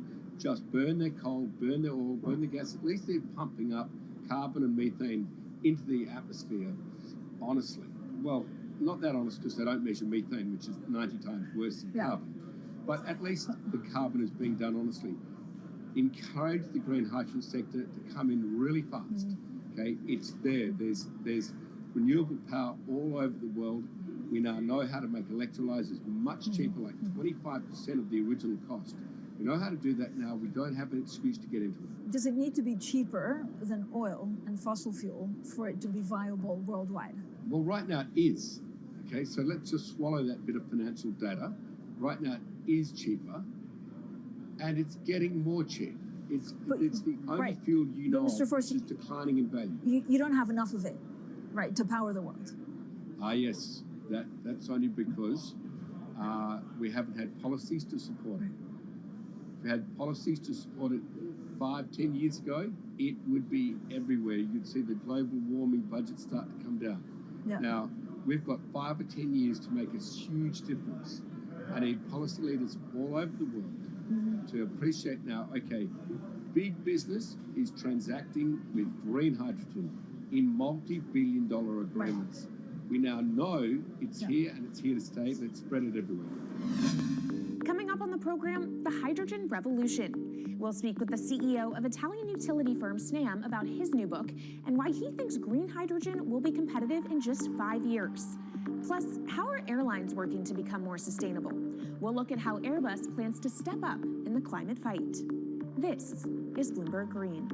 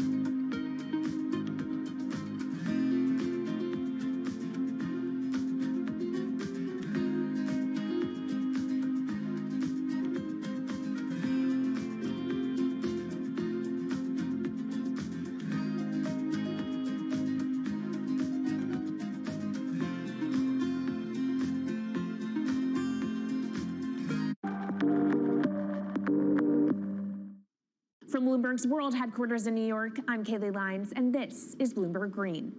What will the world look like in 2050? Will global temperatures have stabilized, electric vehicles be abundant, and solar and wind power homes around the world? According to Marco Alvera, the CEO of Italian energy company Snam, that vision of the future could be a reality.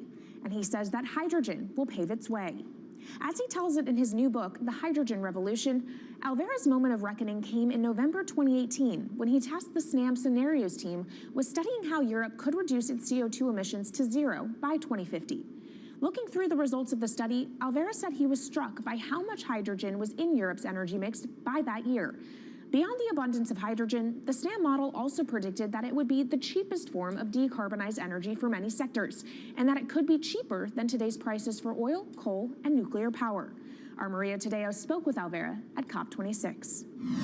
It's happening all very fast. We see the cost of hydrogen coming down a lot. Hydrogen will play a big role in the energy mix. I don't know if it's going to be 15 or 25% of a fully decarbonized energy system, but it's going to be big. Costs are coming down, and people are waking up to the fact that it's the only way to decarbonize certain sectors, the so-called hard-to-abate sectors. And you say it's the only way and the costs are coming down. Where do you see prices moving? Because a lot of the reticence at times has to do with the pricing, that some argue, well, it's still not the cheapest option on the market. So when I was first working in hydrogen in 2004, it was costing $1,000 per megawatt hour. 2010, 600. Today, 100, and we see it going down to 50 in 5 years' time, and to going down to $25 per megawatt hour in the next 10 years or so, which is a quarter of where it is today. That's really because renewable energy, and we're talking green hydrogen here, renewable energy costs are falling, but the cost of making the electrolyzer, which is the kit that you use to convert solar or wind energy and water into hydrogen, the cost of this kit is falling a lot because it doesn't really exist on an industrial scale. So as we build up capacity, we industrialize it, we standardize it, and we squeeze costs out. That's really the cost trajectory. And for that, of course, you need demand, however, for governments and also institutions to kind of buy into this idea that it is the future and we want to invest and create infrastructure. What are they telling you? When you speak to governments, when you speak to officials, are they keen on this? They're very keen. So the Department of Energy shares our view in the States of getting to below $1 a kilo, which is $25 a megawatt hour. The European Union has a hydrogen strategy, which is very clear, and several member states have the same. Chile wants to export a lot of hydrogen. China's big on hydrogen. Australia's very big on hydrogen. Japan is blending already hydrogen. So I would say the world is now really focused on this because it's the only way to store energy for a long period of time economically is to convert it into either a liquid or a gas.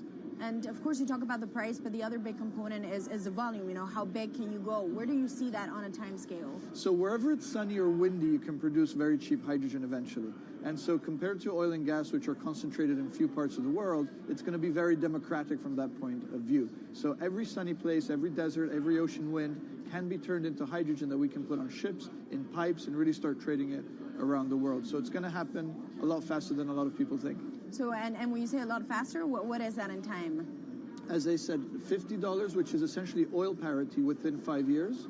And then, depending on how quickly we ramp it up after that, we could get to $25, which is coal parity before the end of the decade. And in big scale. In big scale, because once you get to coal parity, that's the only way we're going to get China and India to stop burning new coal. We have businesses in China and in India, and I see a lot of hydrogen development, a lot of renewable development in both countries. The India announcement was incredibly strong on 2030. Some people were upset about the 2017 net zero deadline, but when it comes to 30, he announced a big commitment to get to 50% renewables. Were you surprised by it? I was surprised that they would make it so explicit, and even the net zero is a big thing for them. And so I think it will happen faster than 2070 because of the falling cost of renewable and hydrogen. India's burning 80 gigawatt of oil, of diesel, to keep the lights on. So there's an immediate opportunity there, and we're very interested in working that country. And with regards to China, perhaps the fact that we haven't really seen them active, I guess the diplomats are working on this, but we haven't really seen the leadership. It's going to be technology, it's going to be industry. I think China has committed to a net zero, which is very important. At the G20, China was clearly behind the 1.5 degrees. So I think a lot has been achieved between the G20 and COP. And I think what's really important is to see in the coming years how quick it's in our hands to make part of this happen in 5 years, or it could otherwise happen in 15, 20 years. It's about building the project. The capital is there. We saw how many trillions of dollars are already committed. What's missing is really the projects, and that's where companies like us step in. Marco Alvera, CEO of SNAM there, speaking with our Maria Tadeo. Let's turn now to the aviation industry. It's a big contributor to global greenhouse gas emissions, and it's under pressure to change that. In October, the International Air Transport Association, a trade body representing airlines, approved a target of achieving net zero emissions by 2050. To achieve that, many airlines in the US and Europe are looking to buy sustainable aviation fuel made from renewable sources like used vegetable oil. Initiatives like these are pushing plane makers to come up with some radical new aircraft that will eventually cater to our growing appetite for travel without hurting the environment. We took a look at how Airbus, the world's #2 aircraft manufacturer, is stepping up to the challenge. How long until we can fly emission-free? Airbus says it's more confident by the day it can be done by its 2035 target. Airbus's CEO spoke about its ambitions for hydrogen-powered planes at the company's summit in France. The physics works. Hydrogen technologies are not new. They are used in other sectors. We use them in space on our rockets, and we don't need the laws of physics to change to be able to use hydrogen on our planes. So every day we become more confident, but we think we need to have a plane, we need to have the right fuels, the hydrogen available in the right quantity at the right place at the right time, and we need the regulations to be ready. So we really need the work and the collaboration of many people around the globe to make it happen on time. But it could be a long wait until green passenger jets go mainstream. Larger aircraft with more than 150 seats are not expected to feature globally until about 2050. That means manufacturers and airlines today are under growing pressure to ramp up short-term innovations to cut their carbon. In the long term,